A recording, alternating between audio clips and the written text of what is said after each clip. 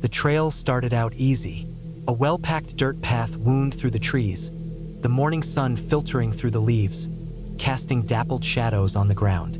I had set out early, wanting to make it to the summit by noon. The forecast was clear, my pack was stocked with enough food and water, and I had mapped the trail the night before. Everything should have been fine. The first few miles were peaceful. Birds chirped, and a soft breeze rustled the leaves. I kept a steady pace, enjoying the rhythm of my footsteps. The smell of pine and damp earth filled the air. I passed a couple of hikers heading back down, exchanged nods, but didn't stop to chat. I liked hiking alone. No distractions, just me and the trail. A few hours in, the path started getting steeper. Rocks jutted out at odd angles, and I had to be careful where I stepped. My legs burned, but it was a good kind of pain. I pushed forward, knowing the view from the top would be worth it. Then, I noticed something off. The forest had gone quiet. No birds, no wind, nothing. Just the sound of my own breathing and the crunch of my boots against the dirt. It wasn't the usual peaceful silence of nature. It felt heavy, like something was watching me. I shook it off, probably just my mind playing tricks on me. I kept moving, but the uneasy feeling stayed. I checked my map again, making sure I was on the right path. Everything looked fine. The summit wasn't far now, maybe another mile or two. I tried to focus on that. Then I saw it. A boot print, but not just any boot print. One that was fresh, deep in the dirt. Someone had passed through recently. That shouldn't have been strange, except the print was facing the wrong way. Someone had been heading back down the trail, yet I hadn't seen a soul in hours. I stood there for a moment, listening. Nothing, just that eerie silence pressing down on me. My stomach knotted. Maybe I had just missed them? Maybe they had taken a break off trail? I forced myself to keep walking, but my pace quickened. About 15 minutes later, I spotted something up ahead. At first, I thought it was a fallen tree, but as I got closer, I realized it was a backpack. It lay just off the path, half hidden in the underbrush. It looked weathered, as if it had been there for days. I hesitated, then stepped closer. The straps were torn. Not frayed, not worn out, torn, as if something had yanked at them with force. I swallowed hard. My first instinct was to look around, scan the trees, but there was nothing, just the same pressing quiet. My hand hovered over my pocket where I kept my small hiking knife. I didn't pull it out yet. Instead, I crouched down and inspected the pack. The zippers were partially open, dirt and leaves stuck to the fabric. I wasn't about to dig through someone's lost bag, but I did notice a water bottle still inside the side pouch, nearly full. If someone had abandoned this pack, why leave their water? I straightened up, heart hammering. Something was very wrong. The trail was well-traveled but not overly crowded. If someone had lost their pack, they should have been nearby. Maybe they had gone off-trail for help? I glanced around again, but the trees stretched endlessly in every direction, thick and unmoving. I debated what to do. Keep going? Turn back? Call for help? My phone had no service up here. Not unexpected, but not exactly comforting either. Then I noticed another boot print. This one was farther off the trail, deeper into the woods. And beside it, something else. A drag mark. Every hair on my body stood on end. The mark in the dirt was subtle but unmistakable. It wasn't an animal track, and it wasn't just a normal disturbance in the leaves. Something had been dragged. My brain screamed at me to leave. I didn't need to know more. I turned and started back down the trail, faster than before. Every instinct told me to run, but I forced myself to stay steady. Running in a panic could lead to a twisted ankle or worse. About half a mile down, I stopped to catch my breath and listen. Still nothing, but I couldn't shake the feeling that I wasn't alone. I moved quicker, my legs burning, my mind racing. The boot prints, the pack, the drag marks, none of it made sense and none of it felt good. I just needed to get back to my car. Then up ahead, I saw movement. A figure standing in the middle of the trail. I froze. They were too far to make out clearly, but they weren't moving, just standing there, watching. I took a slow step back, my pulse pounding in my ears. The figure didn't move. My gut twisted. Something about them wasn't right. They were standing too still, like they weren't even breathing. I couldn't tell if they were looking at me, but I felt their eyes on me. Then they took a step forward. I turned and ran. I don't know how far I ran, but my legs screamed, my chest burned, and I didn't stop until I saw the parking lot through the trees. My car. Safety. I didn't look back. I didn't want to know if they were still behind me. I threw myself into my car, locked the doors, and started the engine with shaking hands. I didn't waste a second. I sped out of there, heart hammering the whole way. I don't know what I saw that day. I don't know who left that backpack or what happened to them. But I do know one thing. I'll never go hiking alone again.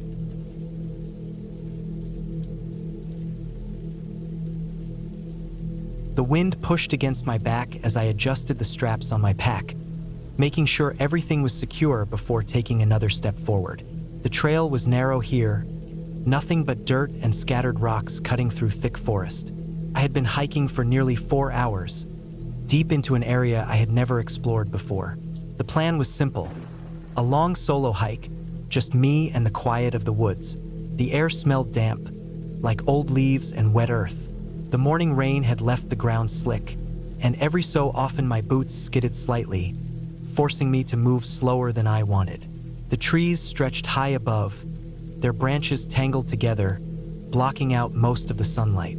It made everything feel darker than it should have been for mid-afternoon. I had started at the main trailhead, where a wooden sign marked different paths, some leading to scenic overlooks, others deeper into the wilderness. I chose one that wasn't heavily traveled, hoping for some solitude. I had always loved the idea of being completely alone in nature. No distractions, no noise except for the wind in the trees and my own footsteps crunching the ground. But now, a few miles in, the silence felt different, heavier. I kept moving, one step at a time, my breath steady. I wasn't scared, not exactly, but I couldn't shake the feeling that something was off. I told myself it was just my nerves. Being alone in the woods can do that to you. When you don't have the distraction of conversation or the safety of knowing someone else is near, your brain starts to play tricks on you. Every rustling leaf sounded bigger than it was. Every snap of a twig made my pulse jump. I reached a clearing and stopped to take a sip of water, scanning the area. The trees opened up just enough for me to see a sloping valley below. It was beautiful, untouched, wild. But what caught my eye wasn't the view. It was the path ahead. The dirt trail, which had been worn down by hikers before me, suddenly disappeared. It didn't fade gradually. It just stopped, like it had never been there at all. I frowned, pulling out my phone to check my GPS. But of course, there was no signal. I had expected that. It wasn't unusual for these deeper trails to lose service. I had downloaded an offline map before heading out, so I pulled it up. The path was supposed to continue another 3 miles before looping back toward the main trail.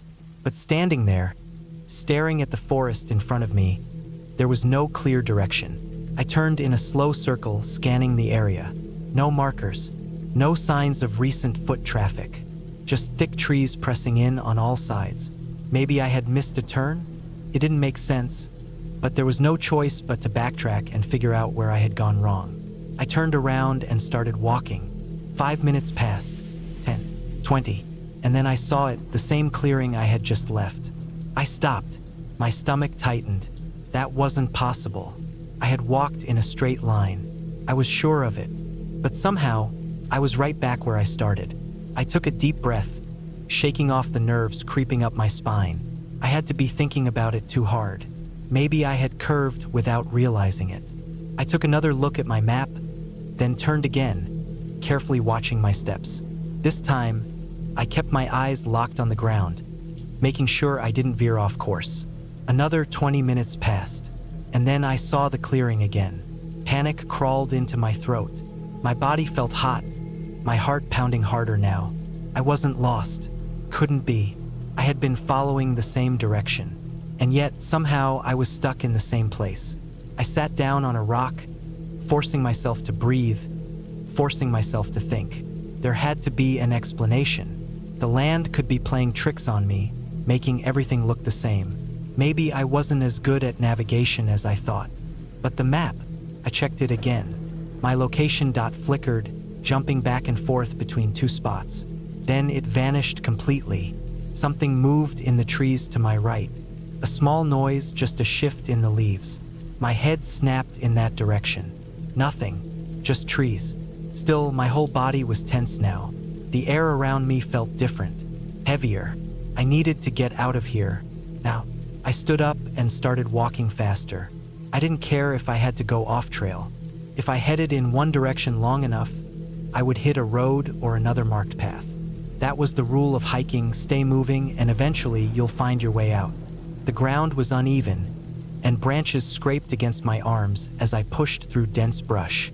The further I went, the harder it became to move. The undergrowth was thick, almost like it was trying to hold me back. Another noise, closer this time, a snap of a twig, sharp and deliberate. I stopped. My breath came quick and shallow. My ears strained, trying to pick up any sound beyond my own heartbeat. Silence. Then, footsteps. Not an animal. Not the random noise of the forest settling. Real footsteps. Human. My mouth went dry. I turned, scanning the trees, looking for movement, for any sign of someone else. But I saw nothing. I wasn't alone. Someone was out here, and they weren't making themselves known. I started walking again, faster now, almost running. I didn't care where I ended up, as long as it was away from here. The trees blurred past me. My legs ached.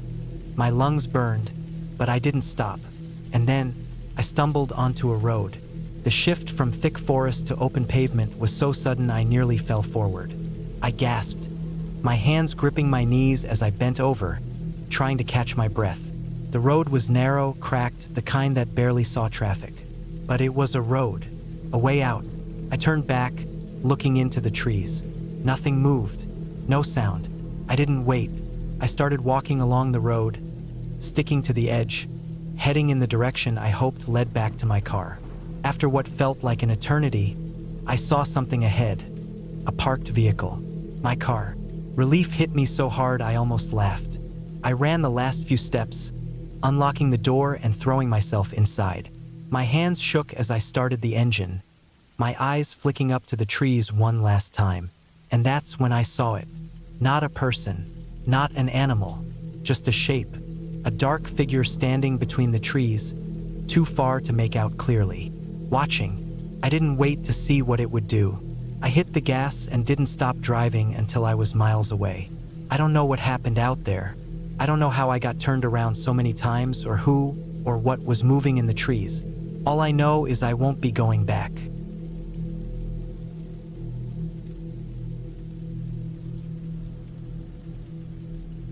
I had been looking forward to this hike for weeks.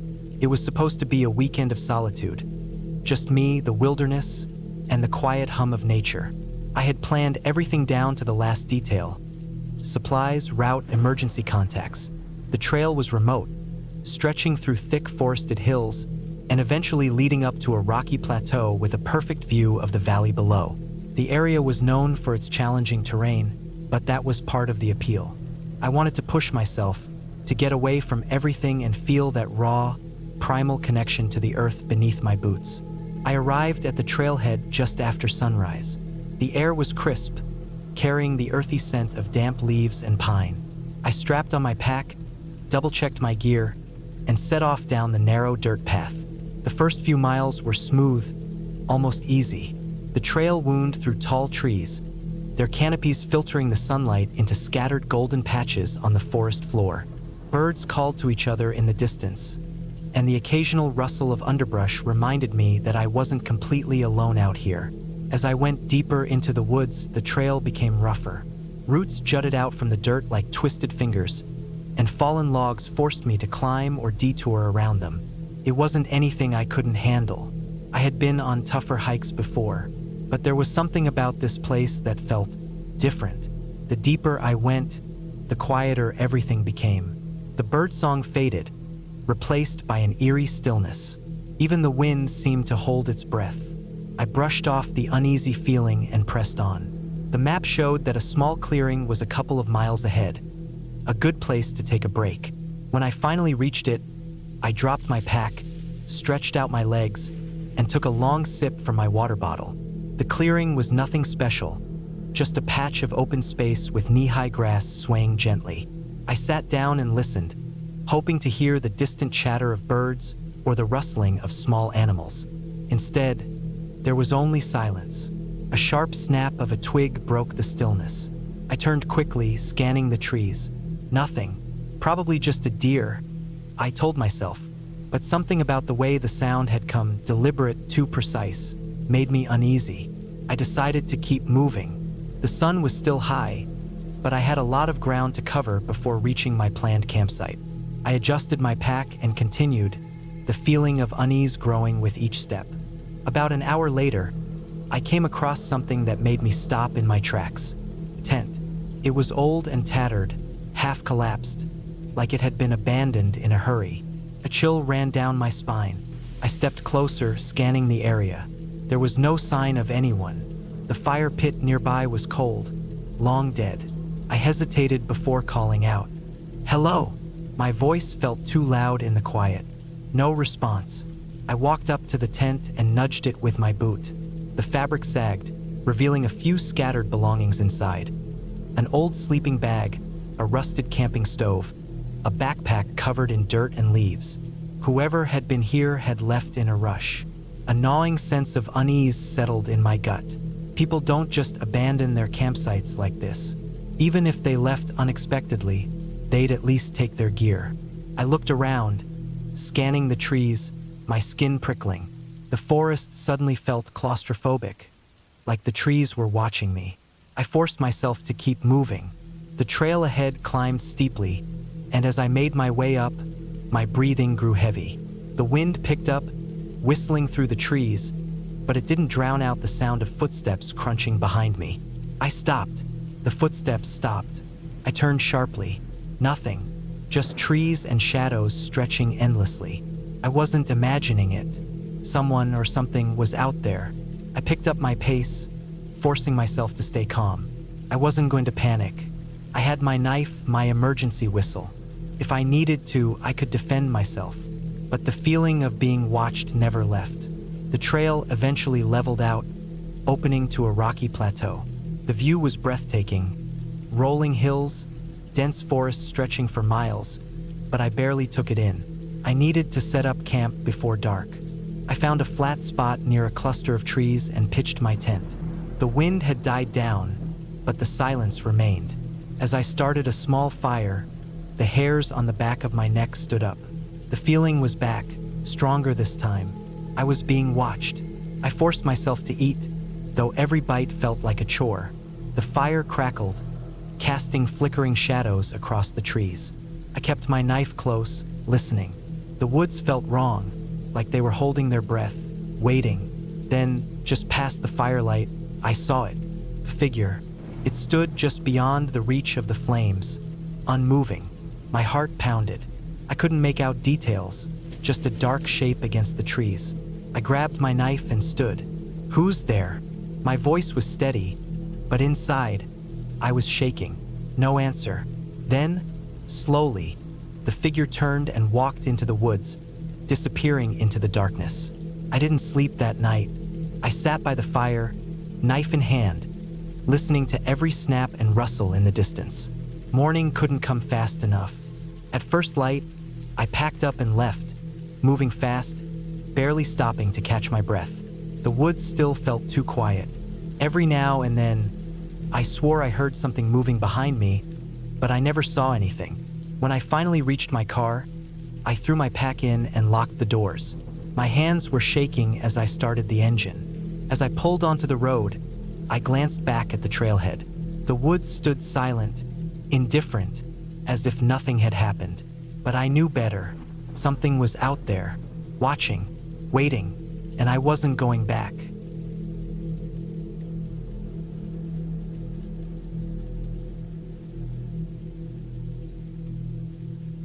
I had been hiking for years, but something about this trip felt off from the start. Maybe it was the weather, too still, too quiet. Maybe it was the way the air smelled, thick with something damp and earthy. like rot deep in the woods. Or maybe it was just me, already exhausted before I even started. I had planned this trip for months, picking a remote trail in a national forest, far from people, far from roads. I wanted to push myself. I had done solo hikes before, but this would be the longest and most challenging. A week alone in the wilderness, just me and nature. The first few days were fine. The trail was rough, but I expected that. Thick trees pressed in on either side, the canopy blocking out most of the sunlight. The undergrowth was dense, making it feel like the forest was swallowing the path. I had a solid routine: wake up, break camp, hike for hours, set up again before dark. I was careful, methodical. I kept track of my position on my map. I didn't take risks, but then things started to go wrong. On the fourth day, I woke up feeling uneasy. I hadn't slept well. I kept waking up to small noises just outside my tent. Twigs snapping, rustling in the brush. Probably animals, I told myself, but it had felt like something was watching me. That was the first time I thought about turning back. I still had enough food to make it, but I pushed the thought away. I was in the middle of the wilderness, miles from anything. I had to see this through. That day's hike was slow. I was more aware of my surroundings, noticing small things I hadn't before. Scratches on tree trunks at odd heights, almost like claw marks but too high up for a normal animal. Piles of stones stacked in strange patterns. I tried to ignore them. Maybe another hiker had passed through and left them. Maybe they were natural. By nightfall, I was exhausted, more mentally than physically. I set up camp in a small clearing, but something about it felt wrong. The silence was oppressive. No birds, no insects, just the wind through the trees. I built a fire, trying to push the feeling away. I forced myself to eat. I forced myself to sleep. I woke up in the middle of the night to a sound. It was faint but close, something moving just beyond the firelight. My heart pounded in my chest. I sat up slowly, straining to listen. I reached for my flashlight, but the batteries had died. I had spares, but I wasn't about to fumble in the dark. The fire had burned low, casting long shadows. I stared into the trees, feeling exposed. Then I saw it, a shape just at the edge of the light. Not an animal, not a person, just a shape low to the ground, unmoving. My breath caught in my throat. I didn't blink, didn't move. The fire crackled, and in that brief flicker of light, the shape was gone. Just like that, I sat there for what felt like hours, listening, waiting, but there was nothing else. Eventually, the fire died completely, and I was left in darkness. I didn't sleep. The first light, I packed up as fast as I could. I told myself I was imagining things, that I was just tired, but I knew I had to go back. I had planned for a week, but I wasn't about to spend another night out there. I turned back the way I came, pushing myself harder than before. I moved fast, barely stopping to rest. But something was wrong. The trail didn't look right. I checked my map, my compass. I was heading in the right direction, but the landscape had changed. The trees looked different, older, twisted. The undergrowth was thicker. I should have recognized certain landmarks, rock formations, a dead tree I had passed before, but I didn't. It was like I was in a different place entirely. I told myself it was just paranoia. I kept moving. That night, I didn't make a fire. I found a spot between thick trees and wedged myself in. I didn't want to be visible. I didn't want to be found. I barely slept. I listened. There were noises closer this time. Not just rustling. Not just snapping twigs. Breathing. I gripped my knife, every muscle locked. I don't know how long I stayed like that, but eventually, the breathing stopped. I stayed awake until the sky turned gray. I ran the next day. I didn't care about my gear, about pacing myself. I just ran. I should have been back to familiar ground by then, but I wasn't. The trees stretched on endlessly. My map felt useless. My compass needle twitched like it couldn't decide which way was north. I was lost. That night, I climbed a tree. I didn't want to be on the ground anymore. I wedged myself between thick branches, wrapping my arms around the trunk. The wind was cold, but I didn't care. I just needed to be off the ground. Sometime in the middle of the night, I heard it again. the breathing. But this time it was beneath me. I didn't move. I barely breathed. Stayed there for hours, shifting, sniffing, waiting. Then, just before dawn, it left. When the sun rose, I climbed down and started moving again. My legs were sore, my body screaming for rest, but I didn't stop. Couldn't. The air smelled wrong, thick and rotten, like something old and dead. The trees were closing in, the path tightening around me. And then, just like that, I broke through. One moment I was deep in the forest, the next I was standing at the edge of a road. A real paved road. I staggered forward, half expecting it to disappear. But it was real. I dropped to my knees, gasping. Car passed not long after. A man pulled over, rolling down his window, asking if I was okay. I must have looked insane.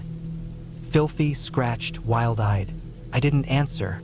I just climbed into the passenger seat, shaking. He took me to the nearest town. I didn't try to explain. I didn't have an explanation. I never went back to that trail. Never tried to figure out what happened. Some places aren't meant to be found. And some things aren't meant to be seen. I was just glad I got out.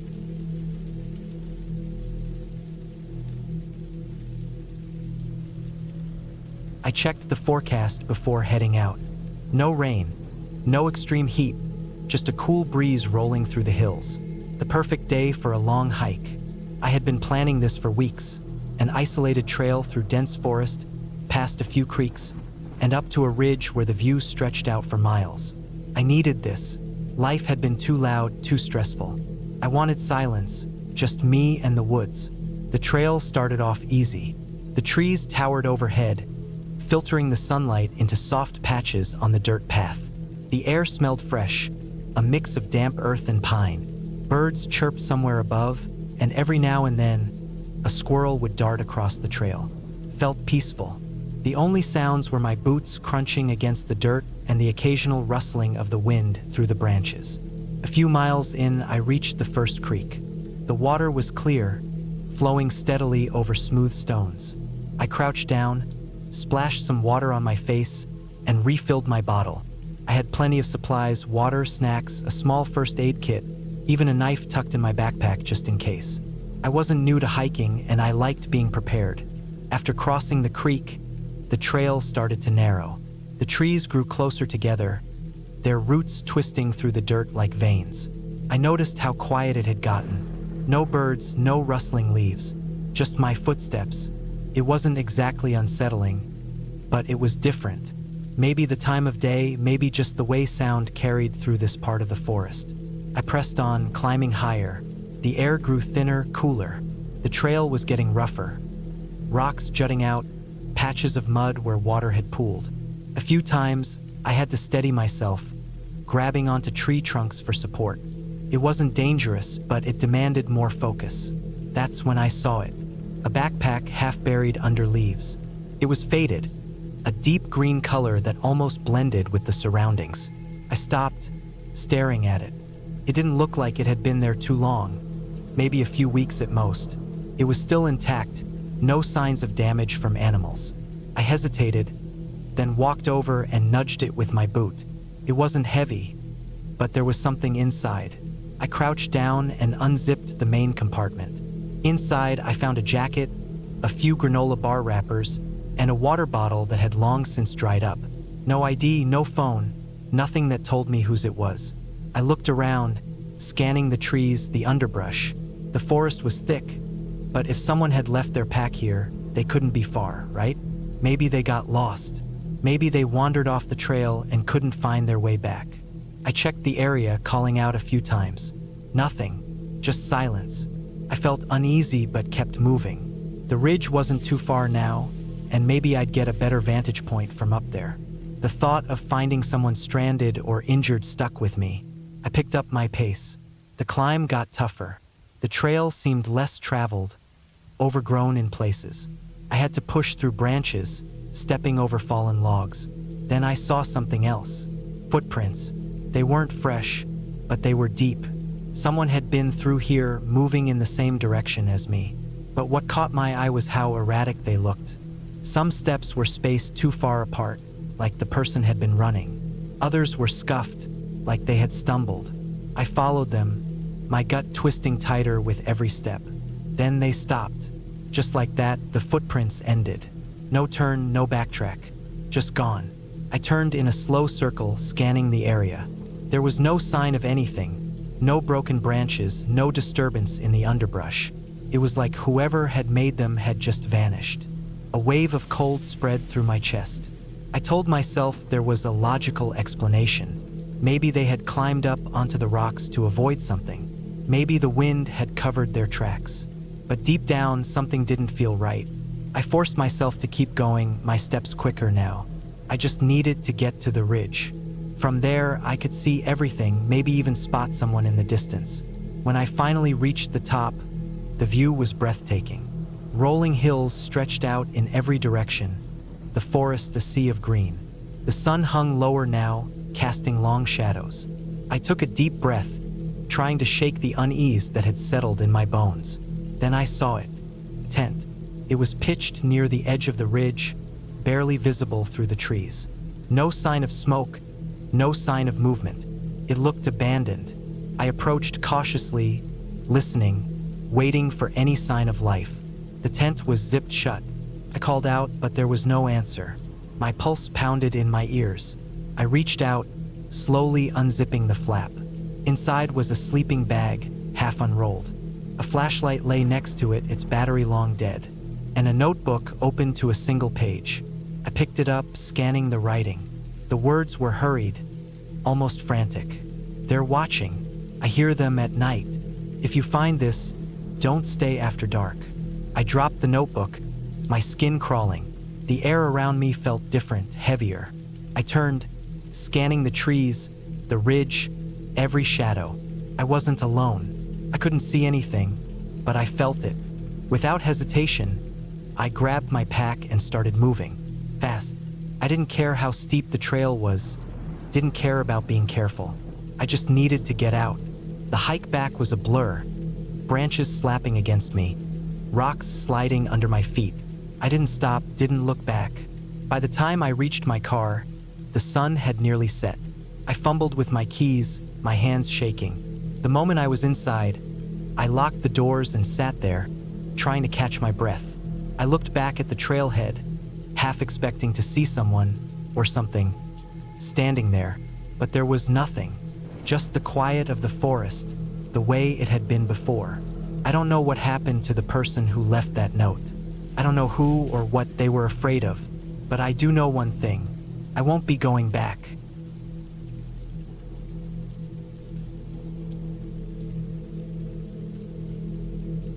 I had planned the trip for months, a solo hike through a remote section of the Rockies where few people ventured. It was supposed to be a test of endurance, skill, and self-reliance. No distractions, no one to rely on. Just me, the trail, and whatever nature threw my way. I arrived at the trailhead early in the morning, my pack loaded with food, water, and gear. The forecast was clear, and I felt confident in my abilities. I had studied the route extensively, marked my planned camping spots, and even left a detailed itinerary with a friend. Everything was in order. The first day was beautiful. The trail wound through dense pine forests, the scent of the trees thick in the air. Sunlight filtered through the branches, creating dappled patterns on the forest floor. Birds called from the treetops, and occasionally, I spotted movement. A deer disappearing into the underbrush, a squirrel darting up a tree. It was peaceful. By late afternoon, I reached my first planned campsite near a small, clear stream. I set up my tent, ate a quick meal, and sat by the water, listening to it bubble over the rocks. As the sun dipped behind the mountains, I felt the temperature drop. I crawled into my sleeping bag, exhausted but content. Sometime in the middle of the night, I woke up. The air inside the tent was cold, my breath visible in the faint moonlight filtering through the fabric. At first, I wasn't sure what had woken me. I listened carefully, nothing, just the usual sounds of the wilderness. The wind in the trees, the occasional rustle of leaves. Then I heard it, a distant sound, almost like a whimper. I sat up, heart pounding. Could have been an animal, maybe a coyote. but it didn't quite sound like one. I unzipped the tent slightly and peered outside. The forest was dark, the trees towering like silent sentinels. I saw nothing. I told myself it was nothing, zipped the tent back up, and tried to sleep. But the unease lingered. The next day, I packed up and continued deeper into the wilderness. The trail became more rugged, the terrain steeper. I pushed forward, sweat soaking through my shirt despite the cool mountain air. By midday, I reached a narrow ridge with a breathtaking view of the valley below. I took a break, drinking water and eating a granola bar. As I sat there, I noticed something odd. A few hundred feet down the ridge, near a cluster of trees, was a backpack. It was sitting upright, as if someone had just set it down. But there was no one around, no sign of movement. I hesitated. It was strange to see a pack abandoned like that. Maybe someone had left it behind after an accident? Maybe they had gone for help? I decided to check it out. I made my way down carefully, my boots crunching against loose gravel. When I reached the pack, I saw that it was old, weathered by the elements. The zippers were partially open, and inside I found a few scattered items, a water bottle, a torn sleeping bag, some energy bars. But no identification, no sign of its owner. Something about it unsettled me. If someone had left it behind, why hadn't they come back for it? And why did it look like it had been sitting there for months? I stood there for a while, scanning the surrounding area. Nothing. No footprints, no broken branches, nothing to indicate where the owner had gone. Finally, I decided to move on. There was nothing I could do. The rest of the day was uneventful, but I couldn't shake the feeling that I was being watched. Every so often, I stopped and looked over my shoulder. The trees stood still, the forest silent. I told myself I was being paranoid. By the time I reached my next campsite, the sun was setting. I set up my tent, ate quickly, and forced myself to relax. But as darkness settled in, the unease returned. Every sound seemed amplified. Every rustle of leaves sent a jolt through my nerves. Then, just as I was starting to drift off, I heard something outside my tent, a soft, deliberate movement. I held my breath, listening. My mind raced. A bear? A mountain lion? Slowly, I reached for my knife, gripping it tightly.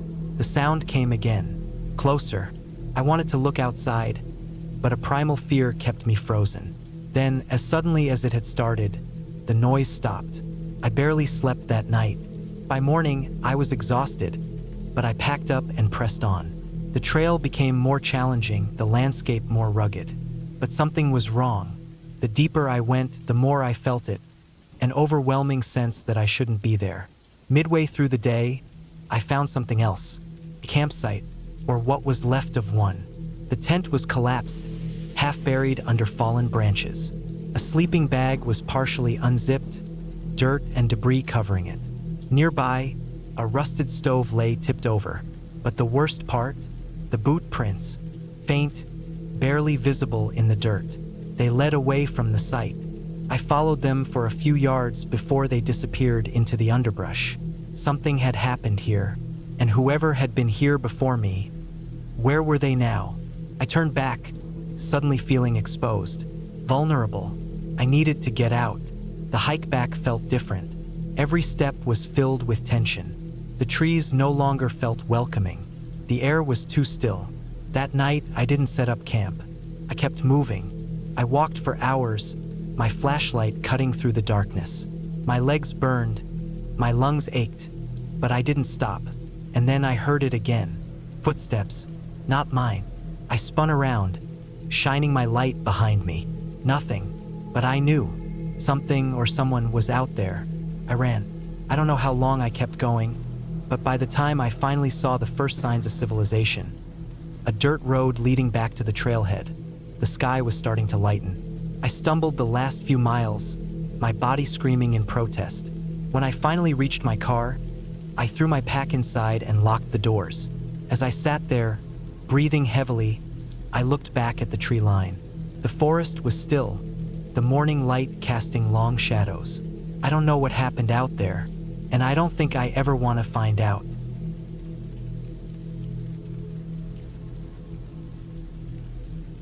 I should have checked the map one more time before I started down the trail.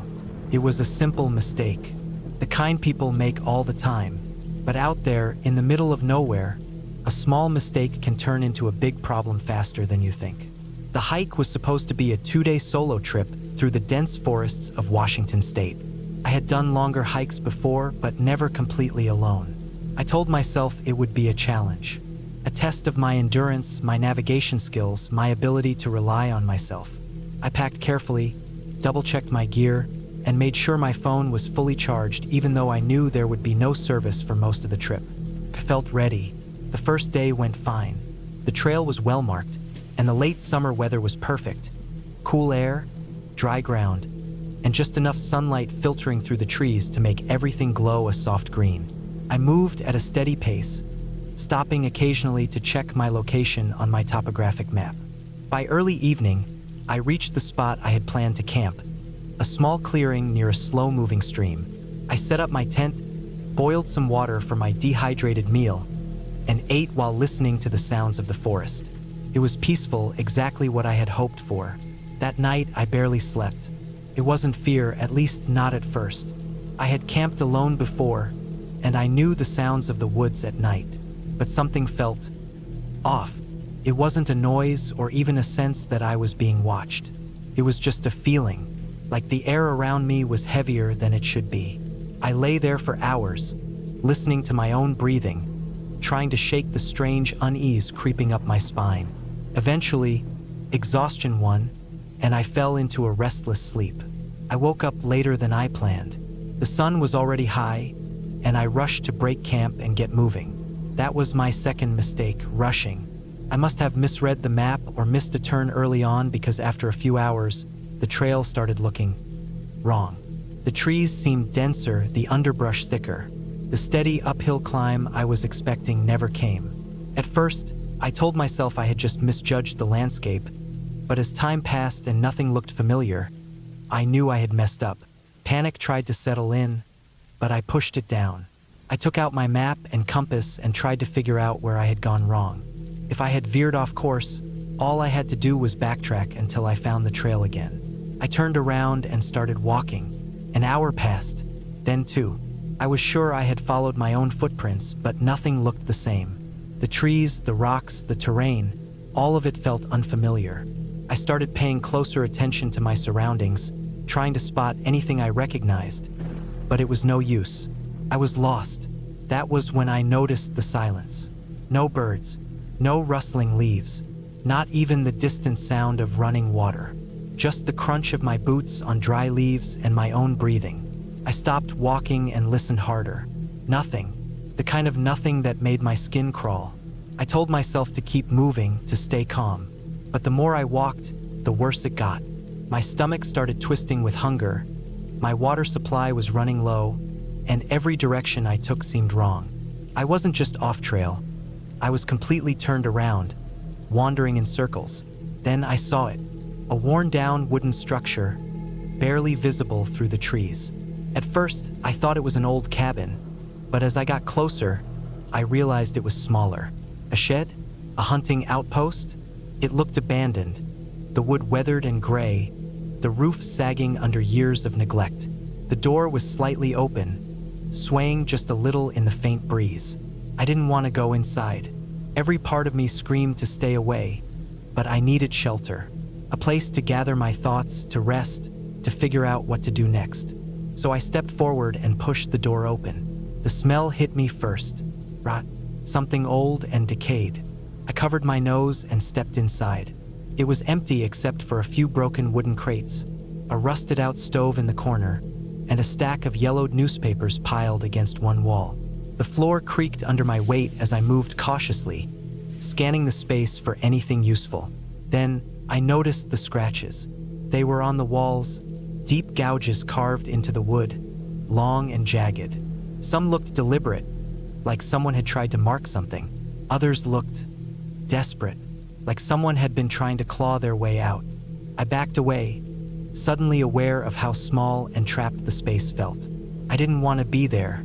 I didn't want to know what had happened there. I turned and stepped outside, breathing in the fresh air like it was the only thing keeping me from choking. I needed to move. I needed to find the trail before nightfall. I started walking again, picking up my pace, ignoring the ache in my legs and the exhaustion pressing down on me. But the deeper I went, the more I felt it, that same wrongness I had felt the night before. A weight pressing on me, making the forest feel tighter, like it was closing in. And then I saw them, boot prints, not mine, fresh, leading deeper into the woods. Someone else was out here, but who and why? I didn't follow them. I turned the opposite direction, moving as fast as I could without running. I just needed to get away, to find high ground, to get my bearings. The sun was starting to sink, and I knew I couldn't spend another night lost. Then finally a break, a clearing up ahead. I pushed forward, my heart pounding. If I could just get high enough, maybe I could see where I was. And then the smell hit me again. That same sickening rot from the shed, only stronger. I stopped cold.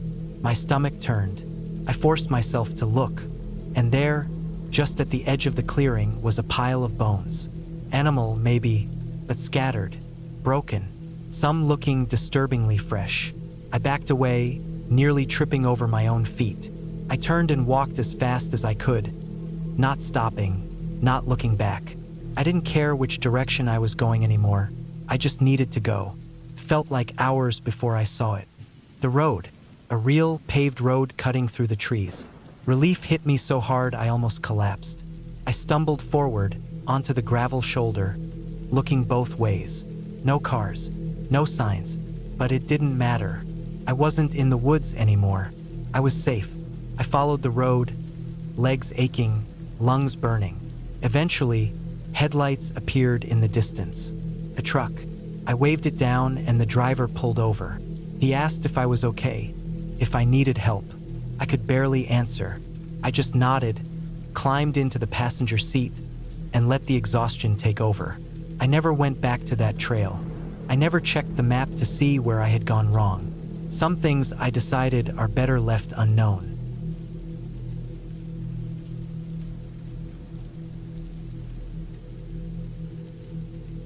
I had planned the hike for weeks. It wasn't anything extreme, just a 2-day solo trek through a national forest, covering about 15 miles before circling back to my truck. I had done plenty of solo hikes before. I knew what I was doing. I checked the weather, packed light but smart, and let my brother know my route. He wasn't the type to worry, but I figured if I didn't check in by Sunday night, he'd at least know where to send someone. The first day was perfect. The forest was dense but quiet, aside from the occasional rustle of small animals moving through the undergrowth. The trail was well-worn but not crowded. I only saw one other hiker that day, a guy heading back toward the parking lot, nodding at me as we passed. By late afternoon, I reached a clearing near a stream where I set up my tent. I ate a quick meal, watched the last bit of sunlight fade, and crawled into my sleeping bag early. I slept hard, waking only once when something, probably a raccoon, rattled around outside my tent. The second day started like any other. I packed up, checked my GPS, and got moving. My goal was to finish the loop and be back at my truck by late afternoon. About an hour in, I noticed something strange. The trail wasn't looking right. I knew I had followed the markers correctly, but the terrain felt different, more overgrown, like it hadn't been walked in a long time. I pulled out my map and GPS, but they showed I was still on course. I pressed on. The trail continued to look unfamiliar, but I reasoned with myself. Maybe I had just been too focused on my footing the first day to notice the details. I walked another mile before stopping again. Something was off. The forest felt wrong. The sounds had changed. No birds, no insects, just the wind moving through the trees. The stillness was unnerving. I checked my GPS again, still on course, but the feeling in my gut told me otherwise. I was second-guessing myself, but there was no reason to turn back. I kept going. Then I saw the footprints. They were fresh. Someone had walked this way recently, but they weren't following the trail they cut off into the trees. I crouched down, studying them. Hiking boots similar to mine. They weren't running, but the stride was long, like whoever made them was moving fast. I wasn't sure why, but they made me uneasy. I forced myself to keep walking. The footprints stayed with me, sometimes veering off, sometimes coming back. I told myself it was nothing. Someone else had been hiking through here, that's all. But something about them unsettled me. Then I found the first piece of fabric. It was caught on a low branch, a strip of dark gray material, like from a jacket. It looked torn, not cut, like someone had brushed past in a hurry. I stood there, gripping my straps. This wasn't my problem. People lost things in the woods all the time, but my nerves were humming. I kept walking. 15 minutes later, I found the second piece of fabric. This one was bigger, and there was something else. A smear of red on the bark of a tree. It wasn't a lot, but it was there. I ran my fingers over it. Dry, maybe a day old. My stomach tightened. Then I heard it. A sound in the distance. Not an animal, not the wind. It was breathing, not deep but ragged, uneven. I turned sharply, scanning the trees. My pulse thudded in my ears. I didn't see anything. I should have left, turned around and gone straight back the way I came. But I didn't. I don't know why. Maybe I wanted to help. Maybe I was just too damn curious. I stepped off the trail, following the footprints now. I found the backpack first. It was half buried under some leaves, torn open. The contents had spilled out. A water bottle, an empty snack wrapper, a flashlight with dead batteries, and a phone. The screen was cracked, but when I pressed the power button, it lit up. Low battery. I swiped at the lock screen. The last photo taken was still open. It was a selfie. A man, mid-30s maybe, wearing a gray jacket. But in the background, there was something else. Something in the trees. It was blurred, like it had been moving when the photo was taken. I squinted at the screen, my breath shallow. Then the breathing sound came again. Closer. I whipped around. The forest was still. Too still. I pocketed the phone and started moving fast. Back toward the trail, back toward safety. My heart hammered. I walked quickly, forcing myself not to run. Running would make me sloppy. Running would get me lost. Then I saw it. A figure standing between the trees, far back but watching. I didn't think. I just moved. Fast. I didn't look back again.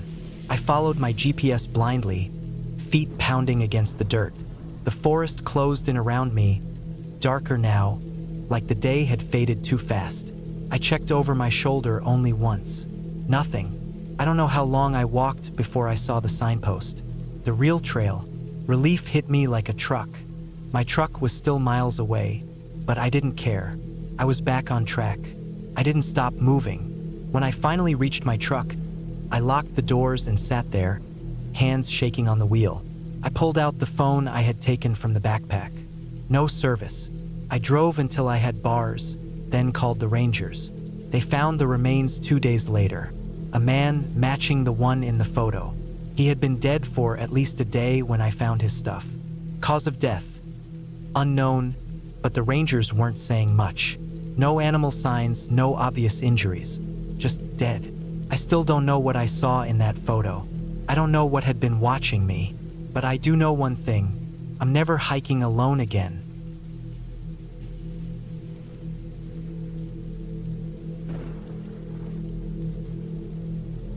I always thought hiking alone was peaceful.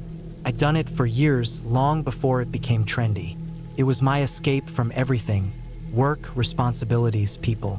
There was something about being out there with nothing but the trees, the wind, and my own thoughts that made me feel whole. That's why I drove 3 hours to a trail I'd never been on before. I found it by accident. An old hiking forum post. Barely any information. Just a vague description of a trail running deep through the woods of some state park I'd never heard of. Hardly any reviews. The ones that were there just mentioned how isolated it was. No people. No cell service. Perfect. The drive was quiet. The kind that makes you feel like you're the only person left in the world. The further I went, the fewer signs of life I saw. No gas stations, no houses, just trees pressing in on either side of the road. By the time I reached the trailhead, I hadn't seen another car in at least 45 minutes. The parking area was small, just a dirt pull-off barely big enough for 2 cars. No signs, no maps, just the narrow opening of the trail leading into the woods. I checked my gear, water, snacks, flashlight, knife, first aid kit. Everything was where it should be. I locked my car and started walking. First, it was like any other hike. The trail was narrow but well-worn, packed dirt with the occasional root sticking out. It was quiet, the only sounds coming from the trees shifting in the breeze and the distant calls of birds. Felt good to be out here, away from everything. But as I got deeper, something felt off. I couldn't put my finger on it at first. The trail just felt wrong. It wasn't overgrown, but it looked like no one had been here in a long time. No footprints, no broken twigs, no trash. Even in the most remote places, you usually see something, a bottle cap, a candy wrapper, some sign that a person had passed through. But there was nothing. I shrugged it off and kept walking. A few miles in, I noticed the trees were different, taller, older. The ground was covered in thick layers of leaves, undisturbed. No animal tracks. That was when I realized what was bothering me. It was too quiet. No birds. No rustling in the underbrush. Just the sound of my own breathing and my boots crunching against the dirt. I stopped walking, stood still, listened. Nothing. The silence was heavy, pressing against my ears. I'd been in the woods enough to know that this wasn't normal. Even in the dead of winter, there's always something. Wind, distant animal sounds, the creaking of trees. But this was complete silence. I felt my pulse pick up. A weird, nervous energy started creeping in, like my body knew something my brain hadn't caught up to yet. I swallowed, adjusted the straps on my pack, and kept moving. After another mile, I came across something strange. A tree, huge, gnarled, split down the middle as if it had been struck by lightning. But there was no burn, no scorch marks, just a clean break, its splintered insides exposed like ribs. Something about it made my skin crawl. I took a step closer. That's when I noticed the carvings. Not initials, not names, but deep gouges running up and down the trunk. Not random either. They had a pattern.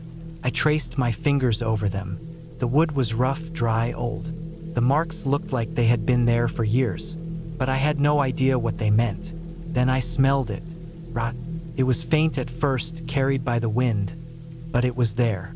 Something dead, something close. I didn't want to find it, but my body moved before my brain could stop it. I stepped off the trail, pushing through the underbrush. The smell got stronger, and then I saw it. A deer, or what was left of one. It was fresh. The body torn open, stomach spilled out, legs bent at odd angles. But it wasn't the gore that made my stomach turn. It was the fact that it hadn't been eaten. Predators don't kill for fun. They kill to eat, but nothing had taken a bite. I stepped back, suddenly aware of how alone I was. Something wasn't right. I turned, moving quickly back toward the trail. I wasn't running. Running in the woods is a good way to break an ankle, but my pace was fast, steady. I just needed to get back to my car. Then I heard it. A sound that didn't belong. Not an animal. Not the wind. Footsteps. Slow. Deliberate. Not mine. I stopped. Held my breath. Listened. Silence. I took a step. Crunch. A second later, I heard it again. Crunch. The sound of someone stepping exactly where I had just stepped. Mimicking me. I swallowed hard, forcing myself to stay calm. My car was a few miles away. I had a knife. I had a flashlight. I wasn't helpless, but I wasn't stupid either. I started walking again, faster this time. My heartbeat pounded in my ears. Crunch, crunch. It was following me. I forced myself not to look back. If I saw something, I didn't want to know. I just needed to keep moving. After what felt like hours, I saw the break in the trees ahead, the trailhead. My car. I moved faster, breaking into a jog. The sound behind me did the same. I reached the car, yanked the door open, and threw myself inside, slamming the lock down. Silence. I gripped the wheel, my breath coming in fast, uneven gasps. My hands were shaking. I forced myself to look up, to scan the trees. Nothing. The forest stood still, empty, silent. But I knew better. I started the car and drove. I didn't look back. I never went hiking alone again.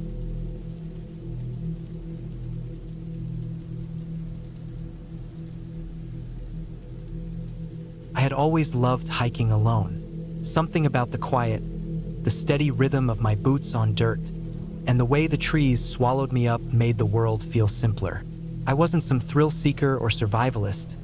I just liked being out there, away from everything. So when I got a long weekend off work, I packed up my gear, picked a lesser-known trail deep in the mountains, and drove out before sunrise.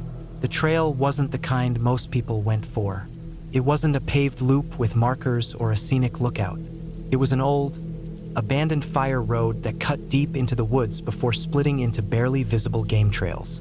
I'd found it on an old map, buried in the corner of a hiking forum. No reviews, no photos, just a name and a line on a faded topographic print. I parked at the edge of a gravel road, shouldered my pack, and started in. The first couple of miles were easy, if a little overgrown. The air smelled like pine and damp earth. The only sounds were my own steps and the occasional rustle in the brush. I saw deer tracks, some old boot prints. Nothing unusual. About 5 miles in, the fire road ended. I found the game trail easily enough, just a faint indentation in the undergrowth. I followed it without thinking much, letting my mind wander as I walked. The trees pressed closer, their branches tangled overhead, making the light dim even though it was still midday. I hiked for hours, deeper than I'd planned. I checked my GPS occasionally, but the service was spotty. I wasn't worried. I had a compass, a good sense of direction. I'd just go a little farther, set up camp, and head back in the morning. By late afternoon, I reached a clearing. It wasn't natural. The trees had been cut down long ago, leaving behind uneven stumps covered in moss. In the center was an old, rusted-out truck. It sat there, half buried in leaves, windows smashed, vines crawling through the empty frame. It looked like it had been there for decades. I walked around it, brushing dirt off the door. The paint was faded, but I could still make out letters. DNR, Department of Natural Resources. I didn't think much of it. Maybe a ranger left it here years ago. Maybe it broke down and no one bothered to haul it out. But something about it unsettled me. There were deep gouges in the metal, like something had scraped against it hard. Not rust, not wear, something deliberate. I decided to set up camp a little ways off. I found a flat spot beneath a ridge, far enough from the clearing that I wouldn't have to stare at that truck all night. As I got my tent up, the quiet settled around me in a way I didn't like. Normally, the woods at dusk were alive with insects, birds, the occasional crack of branches as deer moved through. But here it was just still, like everything had decided to be somewhere else. I built a small fire, ate a protein bar, and tried to shake the feeling. I told myself I was being paranoid. I was deep in the woods, far from people. That was the point, wasn't it? I turned in early, lying in my tent with my knife close, just in case. I fell asleep to the sound of my own breathing. Somewhere in the night, I woke up. At first, I didn't know why. The fire had burned down to embers. The trees stood still, shadows thick between them. Then I heard it. A sound, faint but close. Clicking noise. Not like an animal. Not like twigs snapping underfoot. A dry, deliberate clicking, like someone tapping two rocks together, slow and steady. It was coming from the direction of the clearing. I stayed still, heart hammering. I strained my ears, trying to pick up anything else. Nothing. Just the clicking, rhythmic, like it was counting down to something. I don't know how long I lay there, barely breathing. Minutes? Hours? The sound didn't stop. It didn't get closer, but it didn't go away. I made a decision. I wasn't waiting until morning. I wasn't sticking around to find out what was making that noise. I moved slow, as quiet as I could. I packed only the essentials: knife, flashlight, GPS, a bit of food. I left the tent. I could replace gear. I couldn't replace myself. I crept out into the night. The clicking kept going, steady, unbothered. The woods were black, my flashlight barely cutting through the dark. I walked fast, not running. Running made noise, running could break an ankle. I just needed to get back to the fire road. Once I hit that, I could follow it out. I don't know when the clicking stopped, but at some point, I realized the woods were silent again. Then something changed. The air, the pressure, like the whole forest was watching me. Then I heard a sound, much closer this time. Not clicking, breathing, right behind me. I turned my light around, but there was nothing there. Just trees, empty space. But the feeling didn't go away. The sense of something being right there, inches away. I started walking faster. I don't know how I made it out. The night stretched on forever, my own breath too loud in my ears. At some point, I reached the fire road. I ran the last 2 miles to my car, threw myself inside, and locked the doors. I didn't see anything as I peeled out of there, but I felt it, watching, waiting. I never went back. I never even tried to find the trail again. Sometimes, when I'm hiking somewhere new, I think I hear it. Just faint, just for a second.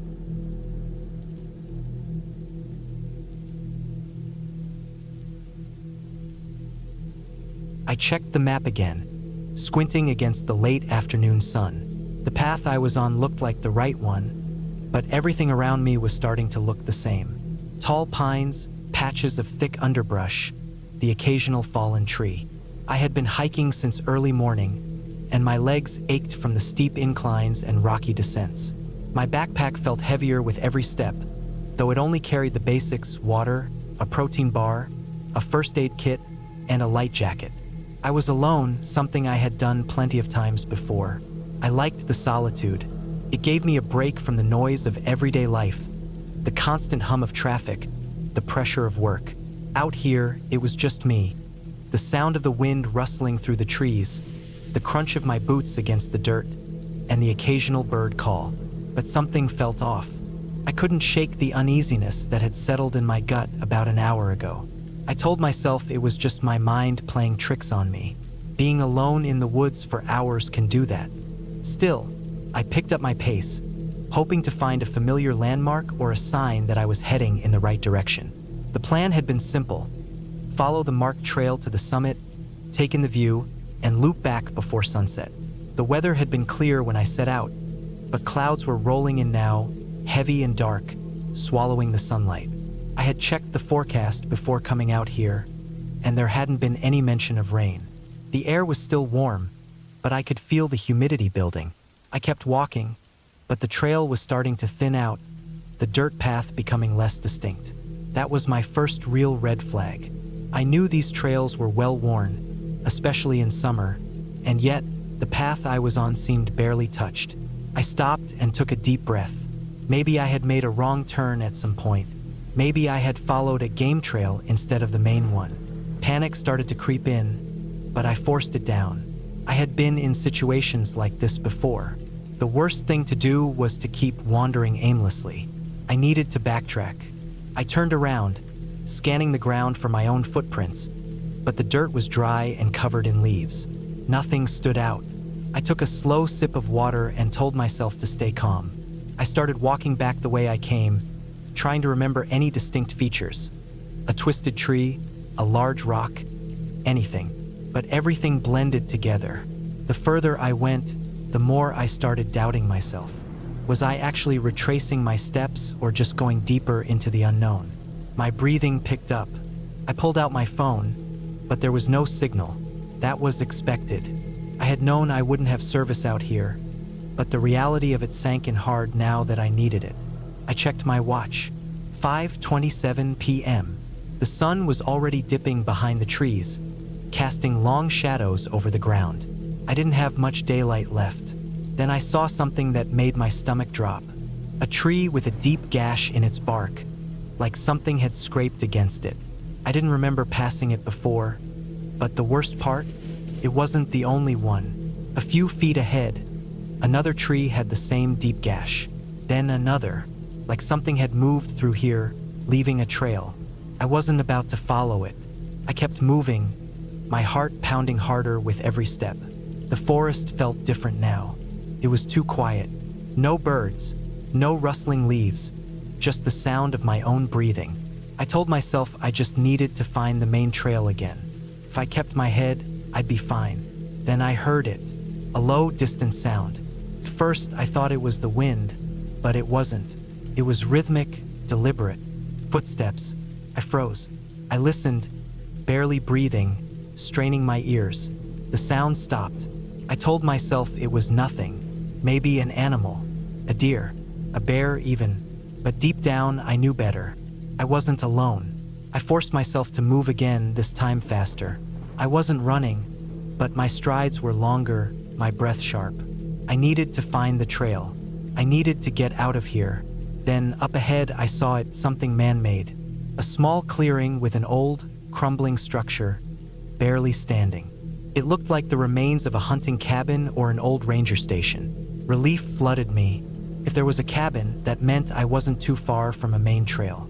I hurried toward it, but as I got closer, the relief faded.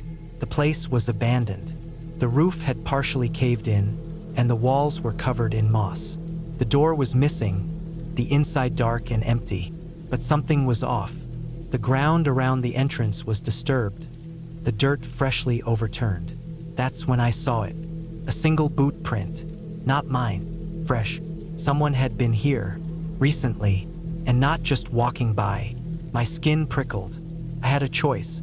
I could keep going, hope to find the main trail, or I could take shelter in the cabin, wait until morning. Neither option felt good. Then I heard it again. The footsteps, closer this time. I didn't wait. I ran. I sprinted past the cabin, my lungs burning. Branches whipped at my arms and face, but I didn't stop. I didn't look back. I just ran. I didn't care about the trail anymore. I just needed to put as much distance between me and whatever was behind me. Then, miraculously, I saw it, the main trail, wide, well-trodden, familiar. I stumbled onto it, my legs shaking. I kept running until I saw the signpost marking the trailhead. My car was still a ways off, but I knew I was safe. When I finally reached my car, I locked the doors and sat there, hands gripping the wheel, my whole body trembling. I don't know who or what was out there. I don't want to know. I just know I won't be hiking alone again.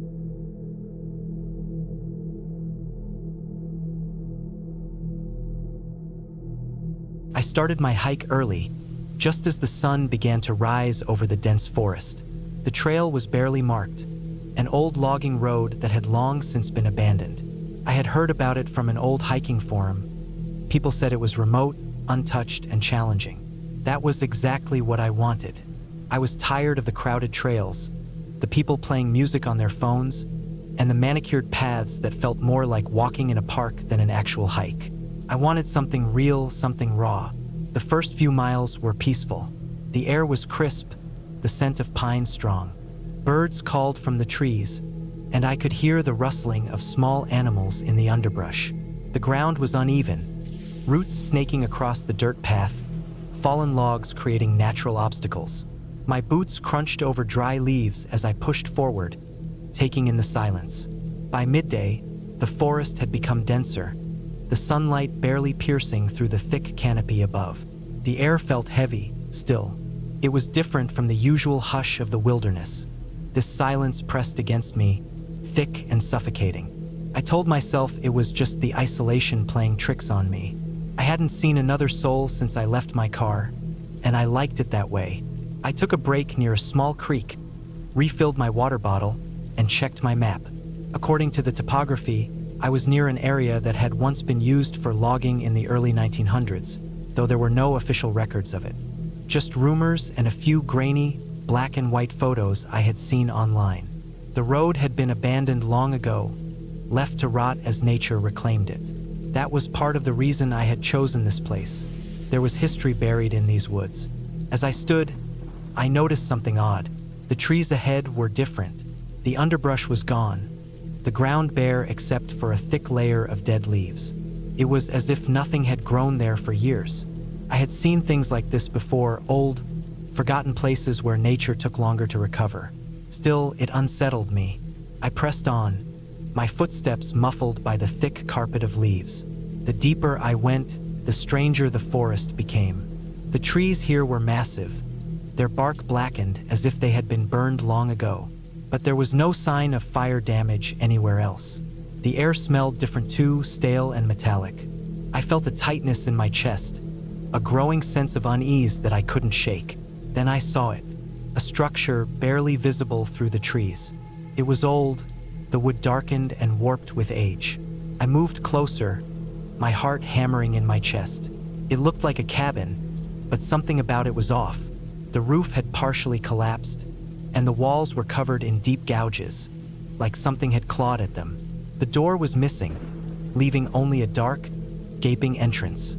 I hesitated.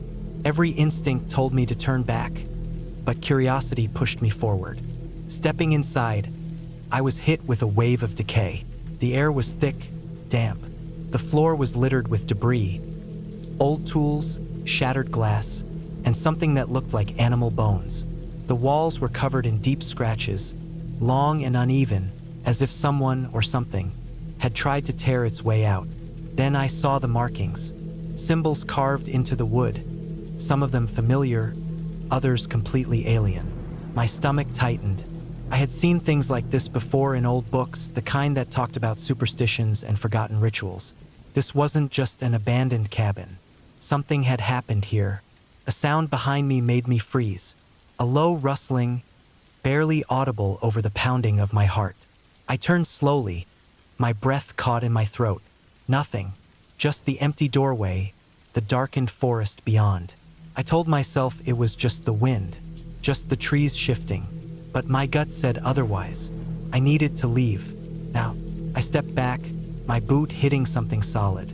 A wooden crate, partially buried under debris. The lid was broken, split down the middle. Inside, something glinted in the dim light. I knelt, my hands trembling as I brushed away the dirt. A knife, old, rusted, the blade still sharp, and next to it a bundle of cloth. I hesitated before unwrapping it, my stomach twisting into knots. Teeth, human teeth. I dropped the cloth and stumbled back, my breath coming in short, ragged gasps. My mind raced. Who had been here? What had happened in this place? My eyes darted to the scratches on the walls, the symbols carved into the wood. This wasn't just an abandoned cabin. It was something else, something wrong. I turned and ran, out of the cabin, through the dead clearing, back toward the way I had come. But something had changed. The path was gone. The trees pressed in around me, unfamiliar, suffocating.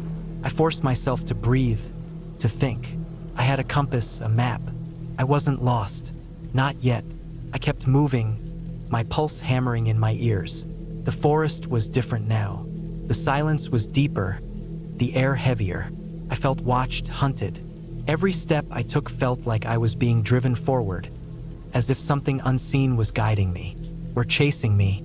Then I saw it, a figure just beyond the trees, still, watching. My breath caught in my throat. It didn't move, didn't make a sound. My instincts screamed at me to run, but my legs refused to move. The figure was tall, its face hidden in the shadows, and then it stepped forward. I turned and bolted, my lungs burning as I pushed myself harder than I ever had before.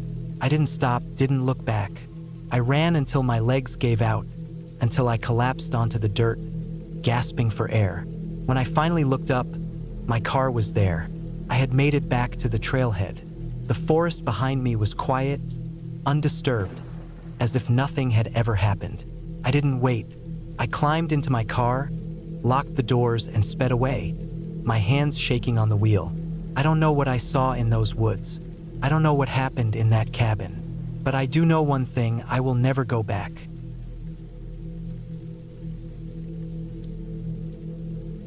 The sun hung low in the sky, casting a golden light over the thick forest that stretched for miles in every direction. I had been hiking for most of the day, my boots pressing into the damp earth, my backpack feeling heavier with every step.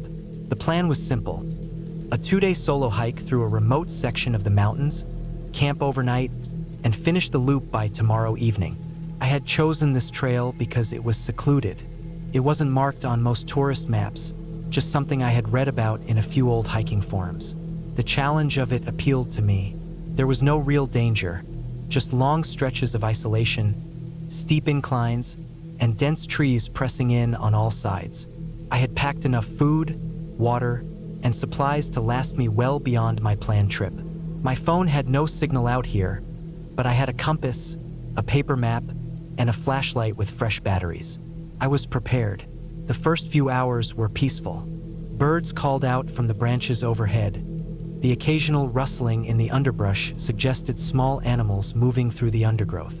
The air smelled of damp earth and pine, and the only sounds were my own breathing and the crunch of leaves beneath my boots. By late afternoon, I reached the spot I had marked on my map as a good place to camp. It was a small clearing near a narrow creek, the water moving sluggishly over rocks. The ground was level, and there was a patch of soft grass where I could set up my tent. As I unstrapped my gear, I noticed something strange. There was a fire pit here, a circle of blackened stones. That wasn't too unusual. Other hikers must have passed through, but the ashes looked fresh, like someone had used it recently. The wood inside was still partially burned. I wasn't expecting to run into anyone this deep into the woods, but I shrugged it off. Maybe someone had camped here last night. I scanned the area, looking for signs of another person, but there was nothing. No footprints, no gear left behind, just the fire pit. The sun was dipping below the tree line, and the air was cooling fast. I set up my tent, unpacked my sleeping bag, and got a small fire going with some dry wood I found nearby. I cooked a quick meal over the flames, then sat with my back against a log, listening to the night sounds of the forest. That's when I heard it, a single sharp crack, like a branch snapping underfoot. It was close, too close. I held my breath and listened, my pulse suddenly louder than the sounds of the forest. There was no wind, no movement, just silence pressing in around me. I grabbed my flashlight and pointed it toward the trees. The beam cut through the darkness, illuminating trunks and branches, but nothing else.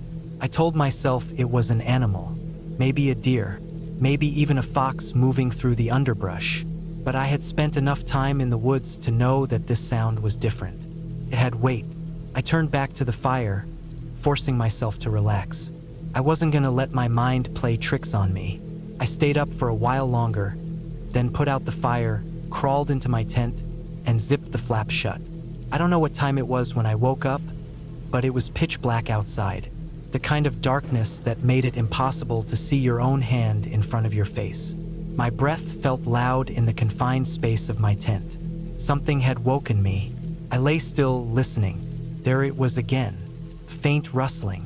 Not wind, not an animal scurrying through leaves. This was slow, deliberate. Someone was outside my tent. My muscles locked up. My mind raced through possibilities. A lost hiker? Some local wandering through? But why would they be standing so close? Not moving, just listening? The sound came again, just a few feet from where I lay. I forced myself to breathe slowly, trying to think. My knife was in my pack. My flashlight was next to me. I reached for it carefully, trying not to make any noise, then clicked it on and aimed it at the tent wall. The light illuminated the fabric, casting a faint glow through the material. There was nothing there. No shadow, no movement. I sat up, my heart hammering, and unzipped the tent just enough to peek outside. Nothing. Just trees, the cold night air, and the distant trickle of the creek. I stayed like that for what felt like hours, staring into the darkness, waiting for something to move. But there was nothing. Eventually, exhaustion won out. I lay back down, leaving the flashlight in my hand, and forced myself to sleep. By morning, everything felt normal again. The sun was bright. The forest was alive with the sound of birds. I told myself I had imagined it, that I was just on edge from being alone. I packed up my camp, checked my map, and started hiking again. The trail was harder today. Steeper inclines, rougher terrain. I moved slower, stopping more often to catch my breath. By midday, I noticed something that made my stomach drop. A footprint. Not mine. Not an animal's. A single, clear print in the dirt. Deep, fresh. Someone had been here. Recently. I looked around, scanning the trees, but saw nothing. The forest felt different now. Less peaceful. More watchful. I kept moving, picking up my pace. For the next few hours, I didn't stop. I walked until my legs ached, until my shirt was damp with sweat. The trees felt closer now, the trail narrower. I knew I had at least 5 more miles before I reached the next clearing. Then I saw it. Another fire pit, identical to the one I had camped by last night. Same arrangement of stones, same blackened wood. But this one was still smoking. I wasn't alone. I didn't wait. I didn't stop. I pushed forward, nearly running. My heart pounded in my chest. I didn't care if I was being paranoid. I didn't care if I looked stupid. I just wanted to get out. The trail twisted and turned, and I followed it blindly, pushing through low branches, my breath ragged. My only focus was getting back to my car. And then, finally, I saw it. The parking lot. My car. I ran the last few feet, threw my pack in the back seat, and locked the doors the second I was inside. My hands were shaking as I started the engine. As I pulled out onto the dirt road leading back to the highway, I glanced in the rearview mirror. And that's when I saw it. Standing at the tree line, half hidden by the shadows, was a figure. Watching me. I didn't stop. I didn't slow down. I drove until I hit the main road, and I didn't look back again. I don't know who was out there. I don't know what they wanted. But I haven't been back to that trail since. And I never will.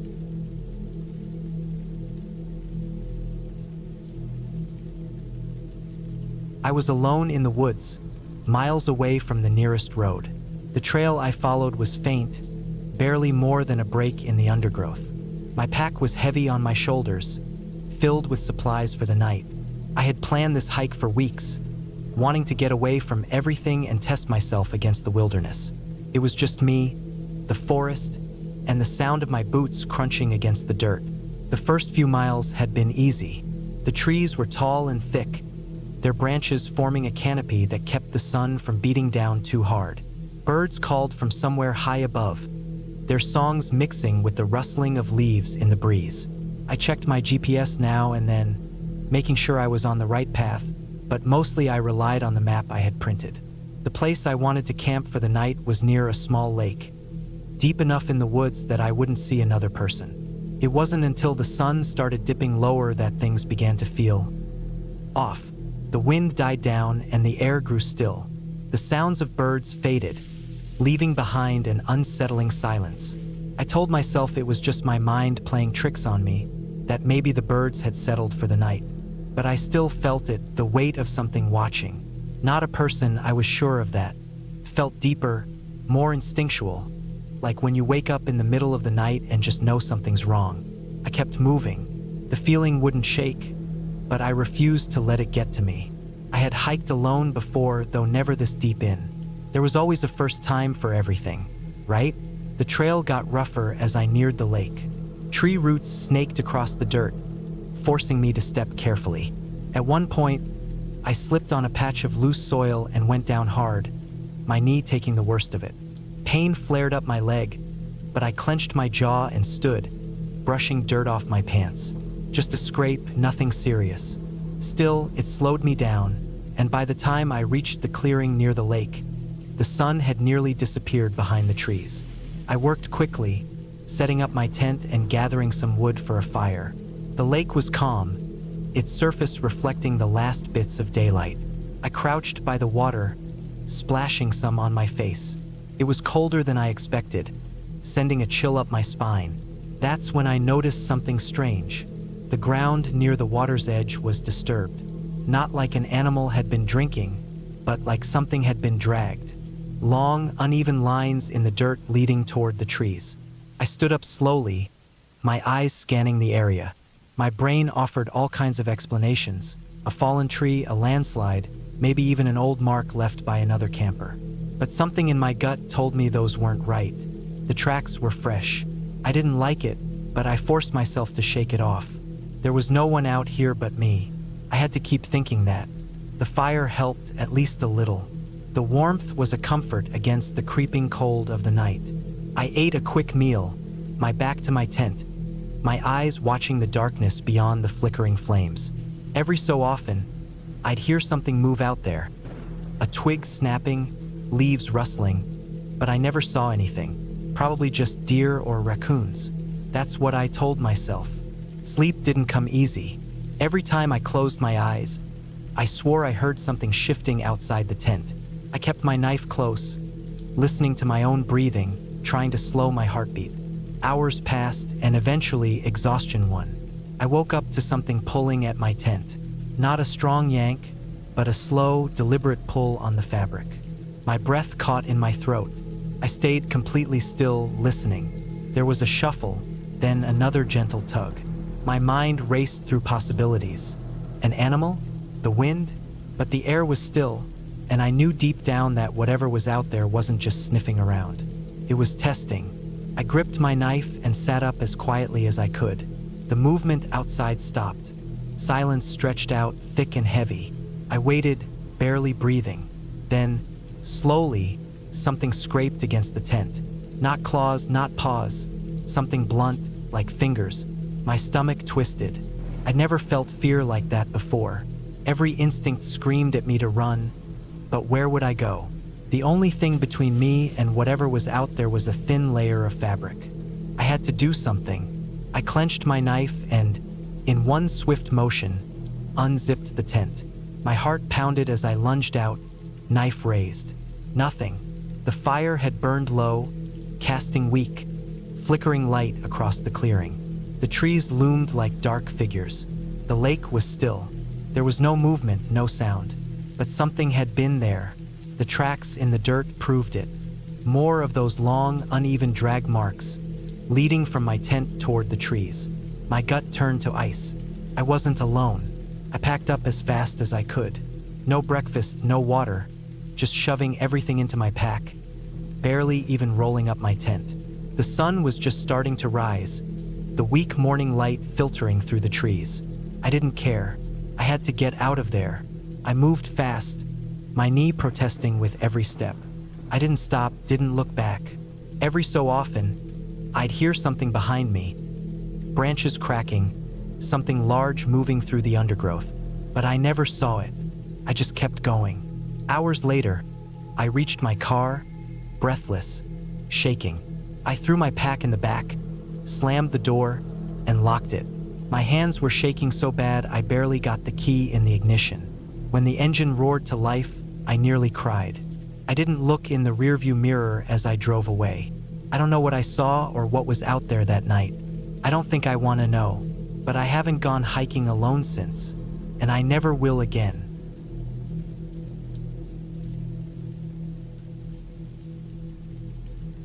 I woke up early, just before sunrise, feeling the familiar thrill of an all-day hike ahead. The plan was simple.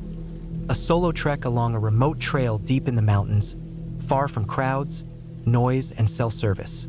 I had checked the weather. Clear skies, no rain in sight. My backpack was packed with everything I needed. Plenty of water, protein bars, a first aid kit, a knife, and a map just in case. I even brought a whistle, not that I thought I would need it, just a precaution. The drive to the trailhead took nearly 2 hours. The last stretch was a winding dirt road with no signs, no markers, just tire tracks and the occasional fallen branch. I parked in a small clearing, checked my gear one last time, and stepped onto the trail. The first few miles were peaceful, the kind of quiet that makes you feel completely alone in the best way. The trees stretched high above, filtering the sunlight into shifting patterns on the ground. Birds chirped in the distance, and the crunch of my boots against the dirt was the only real sound I made. It felt good breathing fresh air, moving at my own pace, nothing but wilderness ahead. About an hour in, I noticed something off. It was small, but enough to make my brain register it as wrong. A single hiking pole lay in the middle of the trail, just one. It wasn't broken, wasn't covered in dirt or leaves, as if it had been sitting there for days.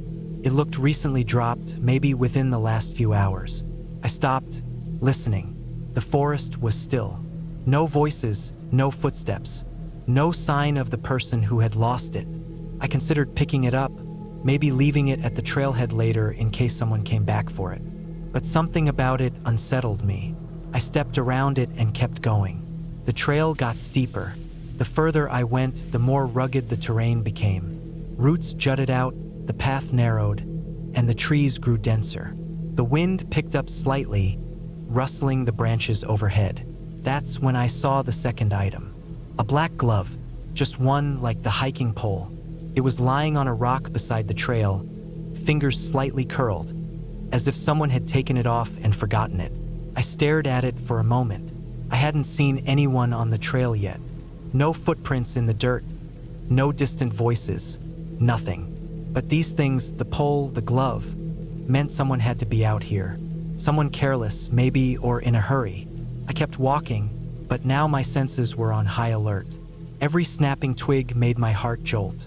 I told myself it was nothing. People drop things all the time. Maybe someone had been hiking ahead of me and didn't notice they had lost their gear. But then I saw the third item, a granola bar wrapper, flattened against the dirt like it had been stepped on. Someone was ahead of me, or had been not long ago, but I still hadn't seen anyone. The hair on the back of my neck stood up. Something felt wrong. I forced myself to keep moving, pushing the unease away. I had miles to cover before the sun started setting, and I wasn't about to turn back just because of a few misplaced objects. 2 more miles passed, and then I found the footprint. It was clear in the dirt, fresher than any other mark on the trail. A boot print larger than mine. That wasn't what bothered me.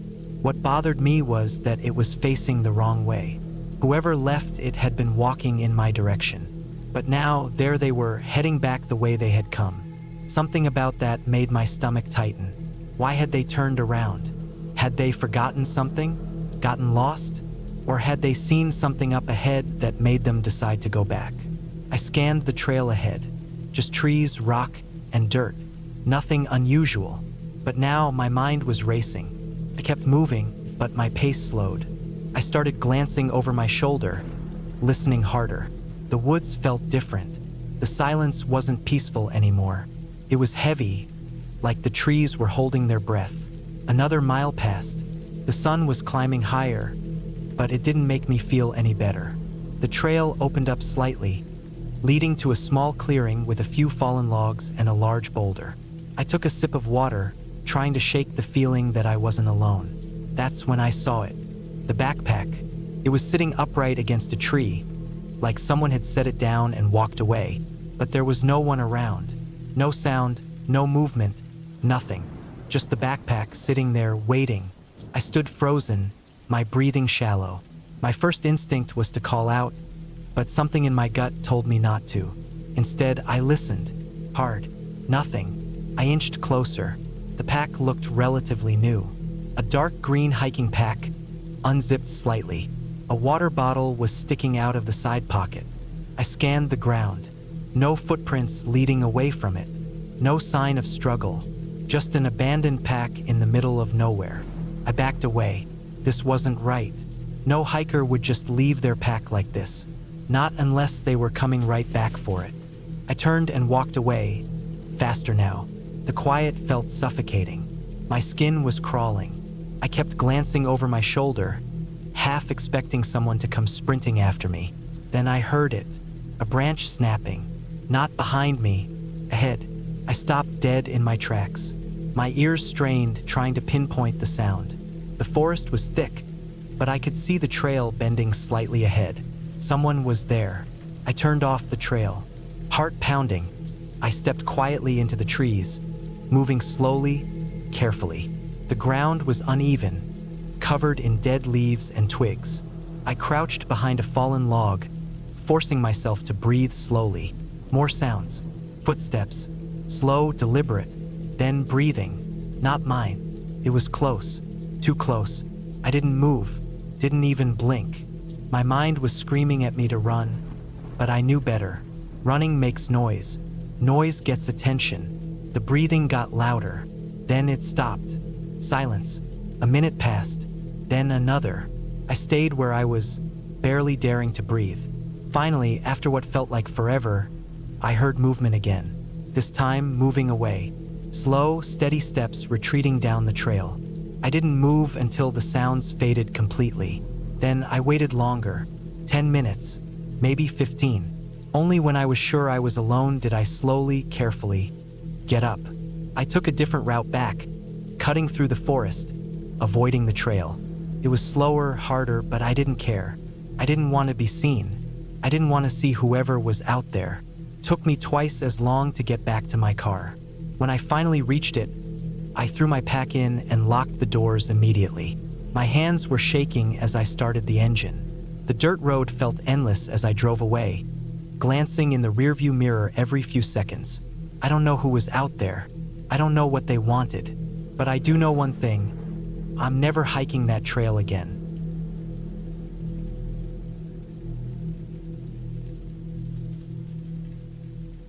I've always enjoyed hiking alone. It gives me time to think, to clear my head. There's something about the quiet of the woods, the way the trees stretch endlessly overhead, the way the wind carries the scent of damp earth and pine. I've hiked dozens of trails, some well-worn and crowded, others barely marked and completely empty. I've never been afraid of the wilderness. Until now. Last fall, I took a trip to a national forest a few hours from home. The plan was simple. A 3-day solo hike through a loop trail that would take me deep into the forest and back. It wasn't a popular trail. It wasn't one of those places where you'd run into a dozen other hikers along the way. That's what I wanted, solitude. The first day was perfect. The air was crisp but not too cold, and the leaves had turned to brilliant shades of red and orange. I made good time, stopping only to take a few pictures or sip from my water bottle. I set up camp beside a small stream, ate a quick dinner, and fell asleep to the sound of running water. It was exactly what I needed. On the second day, the trail became more difficult. The incline was steeper than I expected, and in some areas, the path was barely visible beneath fallen leaves. I checked my map and GPS frequently, making sure I was still on track. By midday, I reached a clearing that offered a stunning view of the valley below. I took a short break, ate a granola bar, and pressed on. That's when I noticed something strange. The forest was too quiet. I hadn't seen a single bird, hadn't heard a single rustling sound in the underbrush. No squirrels, no deer, nothing. Just silence.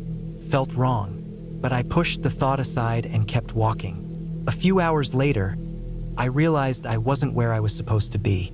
The trail had vanished beneath my feet. I backtracked, searching for the last marker I'd seen, but it was gone. My GPS was acting up, flickering between coordinates, struggling to find a signal. That unsettled me, but I told myself to stay calm. I had a compass. I had a map. I could find my way back.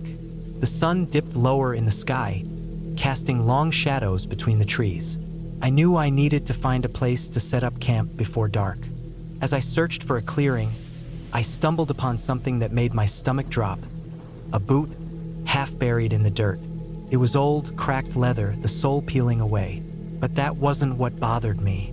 It was the way it was positioned, as if someone had stepped out of it mid-stride and never put it back on.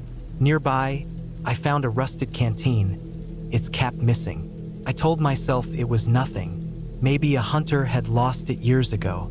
Maybe a hiker had dropped it and never come back for it. But the unease stayed with me.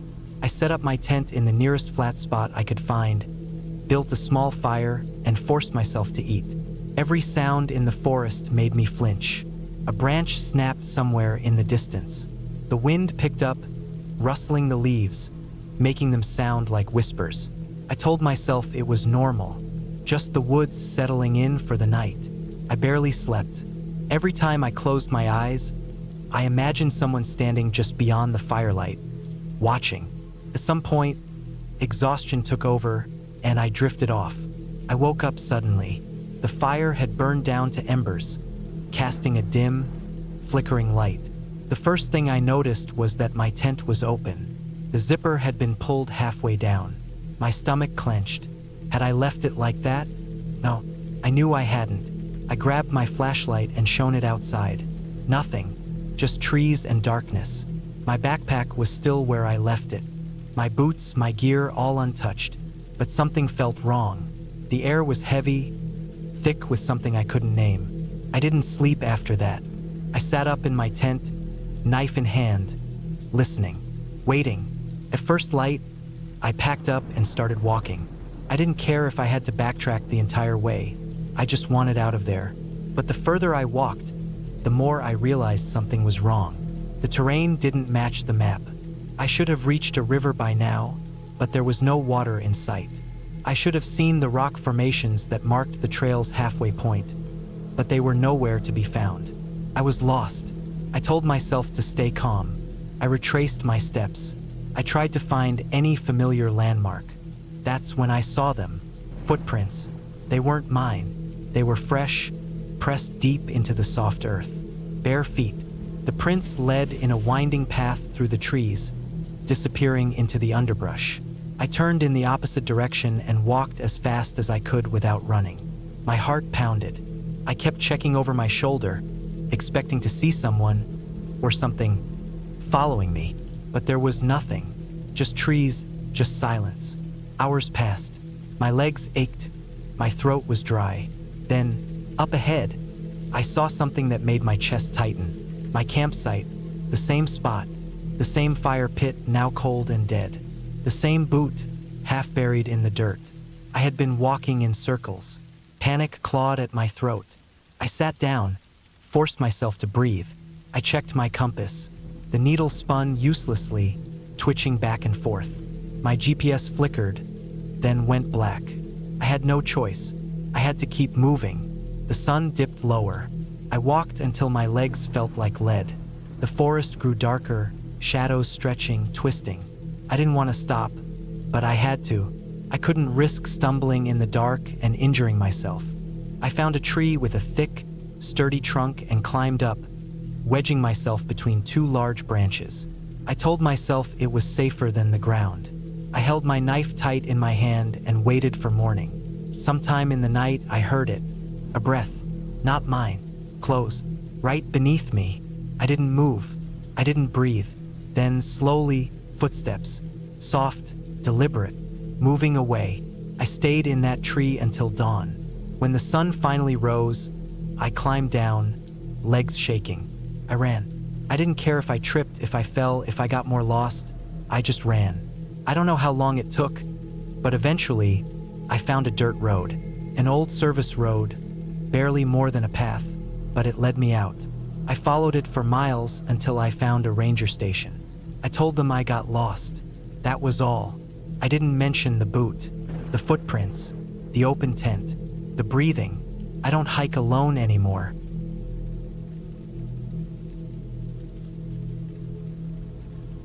I planned the hike alone. I needed time to clear my head, and there was no better way to do that than walking deep into the woods where no one could bother me. I chose a remote trail, one I had read about online but never attempted. It was supposed to be challenging, steep in some places, but with rewarding views. The kind of hike that left you sore but satisfied. The drive to the trailhead took nearly 2 hours. The last stretch was a winding gravel road, thick trees pressing in on either side. I hadn't passed another car for miles. When I finally pulled into the dirt lot, it was empty.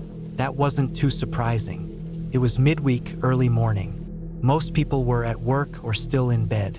I stepped out of my car, stretching my legs, breathing in the crisp air. The sky was overcast, but the forecast didn't call for rain. I had checked multiple times. I grabbed my pack, water, snacks, a first aid kit, a knife, and a flashlight. I wasn't worried. I had hiked alone before. The trail started out easy, wide, well-trodden, a steady incline. Birds chirped somewhere above me. The sound of my boots crunching on dirt and leaves was the only other noise. As I climbed higher, the trail narrowed. The trees were denser here, the air cooler. I had to step carefully over exposed roots and jagged rocks. A few times, I had to use my hands to steady myself on the steeper parts. The silence became more noticeable. No wind, no rustling leaves. The birds had stopped. I didn't think much of it. It happened sometimes. Maybe I had disturbed them. About an hour in, I reached a fork. My map showed both trails leading to the summit, but one was slightly longer and steeper. I decided to take the shorter route. As I walked, I noticed the trail looked less traveled. Overgrown in places, branches stretching across the path. Felt different. The trees were taller, their trunks twisted in odd ways. Then I saw something that made me stop. A torn piece of fabric, caught on a low branch. Faded red, maybe from a jacket or a backpack. It had been there for a while, edges frayed. My first thought was that someone had simply brushed against it. It happens. I kept going. The trail became rougher, the incline steeper. My breathing grew heavier. I wiped sweat from my forehead. Then I noticed the first footprint. It was faint, half washed away by rain or time, but it was there, pressed into the dirt. Someone had been here recently. I wasn't alone after all. I pushed forward. The trees thinned, revealing glimpses of the valley below. I was getting close to the summit. My legs burned, but I liked the feeling. A few more turns and I would be at the top. Then I smelled it. Rot. It was faint at first, barely noticeable. But as I moved forward, it grew stronger. A wet, decaying scent. I slowed my pace, scanning the trail ahead. There was no sign of anything. No movement. No noise. But the smell lingered, thick in the air. A few steps later, I found the source. A deer, or what was left of one. His body was sprawled just off the trail, ribs exposed, flesh torn. The head was missing. The smell was unbearable up close. Covered my nose, stepping back. It wasn't just the sight of it that bothered me. It was the way it had been left. Predators don't just leave a fresh kill like this. They eat, they drag it away. But this was torn open and abandoned. I didn't want to stay near it. I forced myself to move forward, putting distance between me and the carcass. My heart was beating faster now. I wasn't scared, not exactly, but something was off. The silence, the smell, the way the trees seemed to loom closer. I checked my phone. No signal. Not unexpected, but still frustrating. I took a deep breath, trying to shake the unease creeping into my gut. I had come this far. The summit was close. I pushed on. The trail twisted sharply before opening up to a rocky ledge. I stepped onto it, relieved. The view was incredible, rolling hills, dense forest stretching endlessly. I took a deep breath, letting the cool air fill my lungs. For a moment, I felt better. The unease faded. Then I saw the campsite. At first, it barely registered, just a patch of flattened grass near the tree line. But then I noticed the tent, collapsed, torn at one side, a backpack leaning against a tree, its zipper partially open, a fire pit, long dead. I stepped closer. The tent looked like it had been slashed. The fabric hung in strips. The backpack was dusty, untouched for weeks maybe. I hesitated before crouching beside it. Carefully, I pulled it open. Inside, I found a water bottle, a few protein bars, a folded map. No ID, no phone, just hiking gear left behind. Something had happened here. I stood up, scanning the area. No signs of struggle, no footprints other than my own. But the silence pressed in again. I needed to leave. I turned back toward the trail. That's when I saw them, deep in the trees, barely visible. Eyes, not an animal. Too high off the ground, too still, just watching. I didn't move. My pulse pounded in my ears. I wanted to believe it was another hiker, but every instinct in me screamed that it wasn't. Then the smell hit me again, stronger this time, closer. I didn't wait.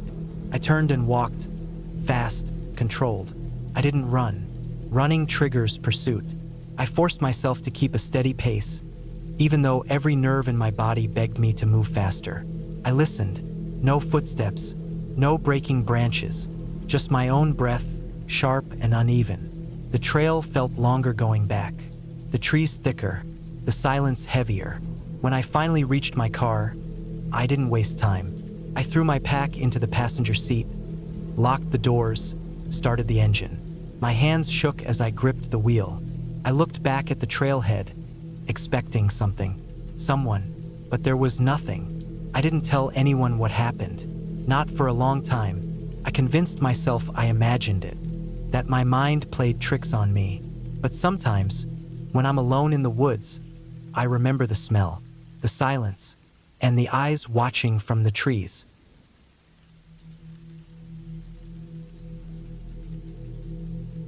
I don't know why I thought hiking alone would be a good idea. Maybe I just wanted the silence, or maybe I wanted to prove something to myself. Whatever the reason, I had packed my gear, checked the forecast, and set out before sunrise. The trail I picked wasn't popular. It was deep in the woods, winding through miles of dense forest. The kind of place where cell service was spotty at best and rescue would take hours if anything went wrong. I told myself that was part of the thrill. A break from the world. A few days just me and the wilderness. I had done shorter hikes before, but this was my first real solo trip. 3 days, 2 nights. In and out. Simple. The first day went well. The trail was tough but manageable, and the air had that crisp, clean smell of undisturbed nature. I made good time, covering nearly 10 miles before setting up camp near a small stream. I ate a quick dinner, watched the stars, and fell asleep to the sound of running water. The second day, I woke up early and started hiking before the sun fully crested the trees. The deeper I went, the less maintained the trail became. It was clear that few people hiked this far in.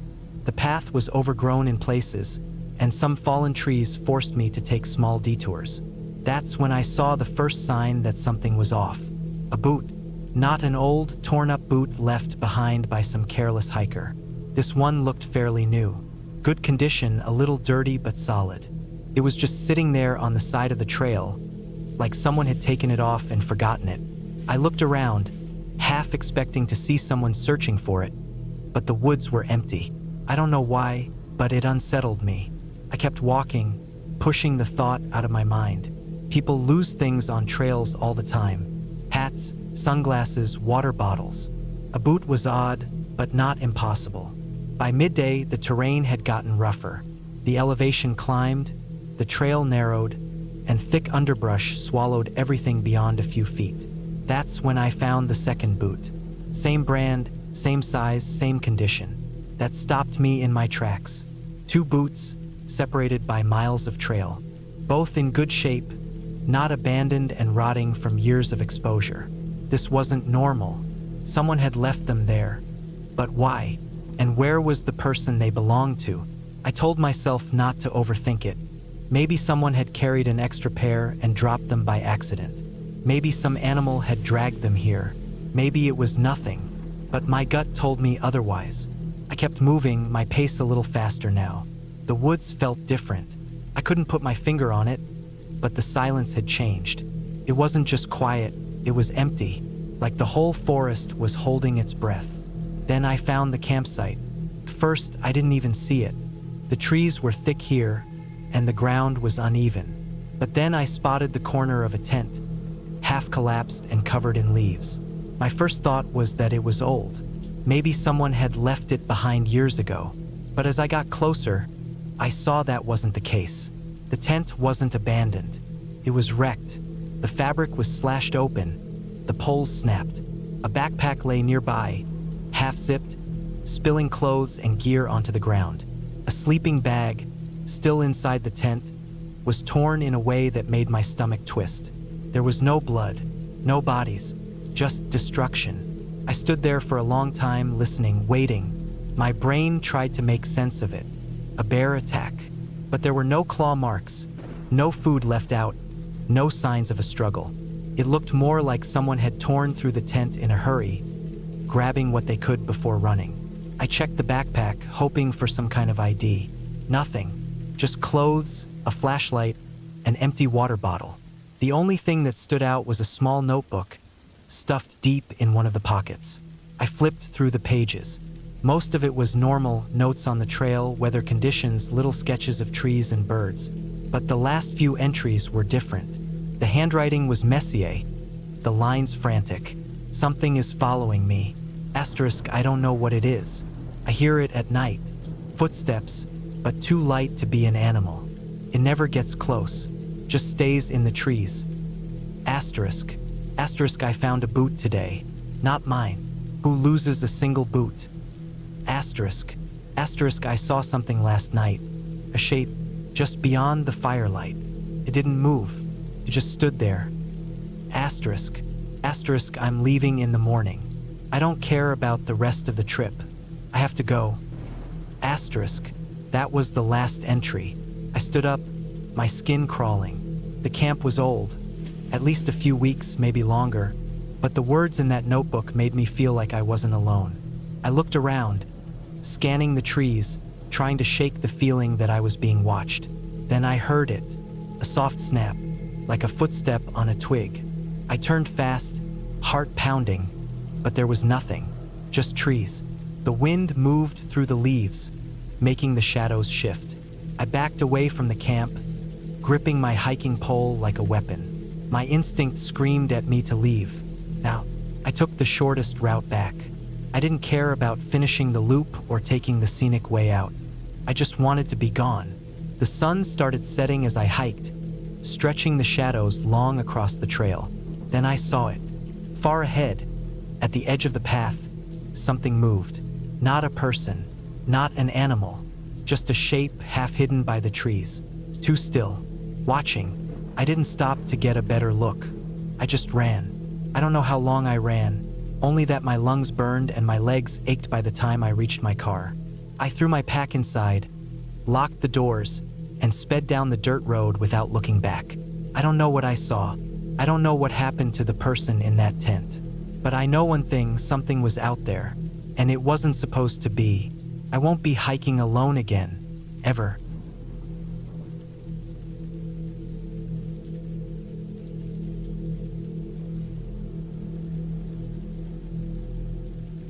I had been hiking alone for years, and I liked it that way. The quiet, the solitude, the feeling of pushing myself through rough terrain. It was peaceful. But this trip was different. I had planned a 3-day hike through a remote section of the national forest.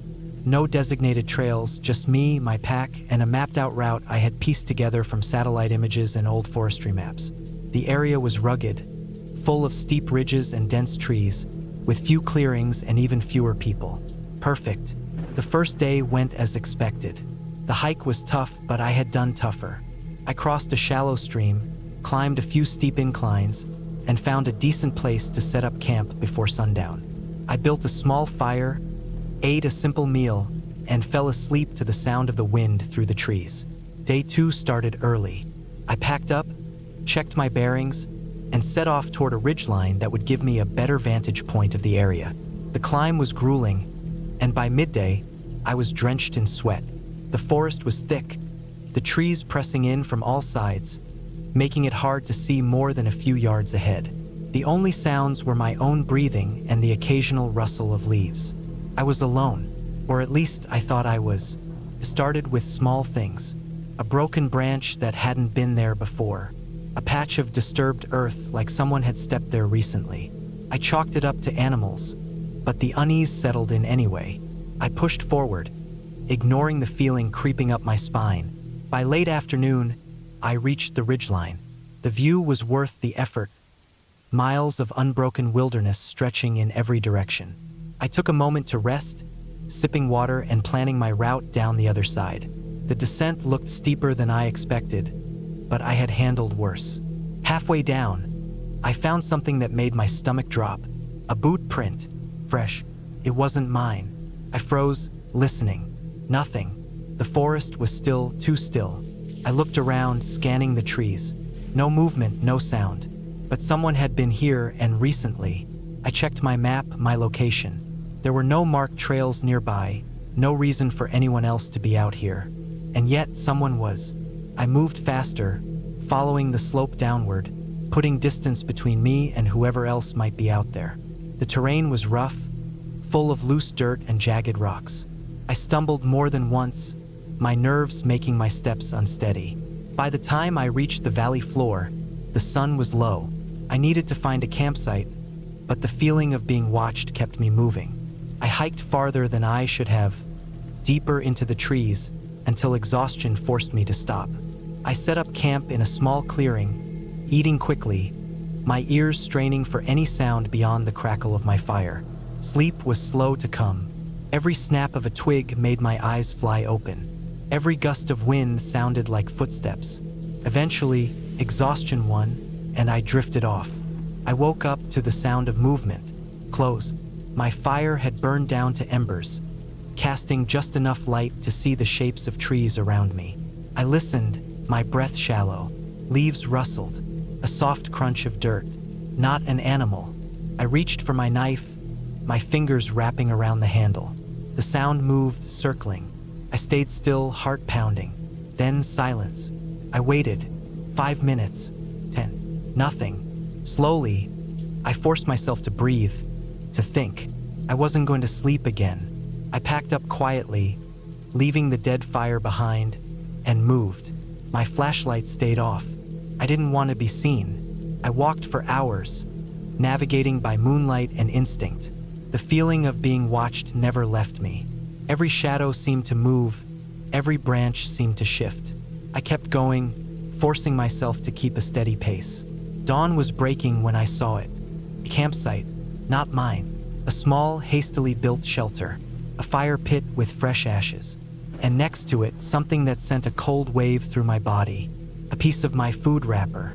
The same brand I carried. Someone had been near my camp, watching me, following me. I backed away, every instinct screaming to leave. I turned and walked, fast but careful, not wanting to make noise. My planned route was useless now. I needed to get out. Hours passed. My legs burned, my body ached, but I didn't stop. I checked my map, adjusting my path to the shortest way out. Then up ahead, something moved. A figure, standing, watching. I didn't think. I ran. Branches whipped my face. My breath came in ragged gasps, but I didn't stop. I ran until my lungs burned, until my legs screamed, until I couldn't hear anything but my own heartbeat. By the time I stopped, the figure was gone. But I wasn't safe. Not yet. I forced myself to keep moving, never stopping for more than a few minutes. The forest thinned, the trees opening up, and then I saw it. The road. I stumbled onto the gravel, nearly collapsing. My car was a mile down. I walked, forcing myself to keep pace, every step feeling heavier. When I reached my car, I fumbled with the keys, my hands shaking. I got in, locked the doors, and sat there, gasping for air. Then I saw them, back in the trees, barely visible through the branches. Standing, watching. I didn't wait. I started the car, the engine roaring to life, and sped down the road, not looking back. I never went back. I still hike, but never alone, never without a weapon, and never, ever in that forest again.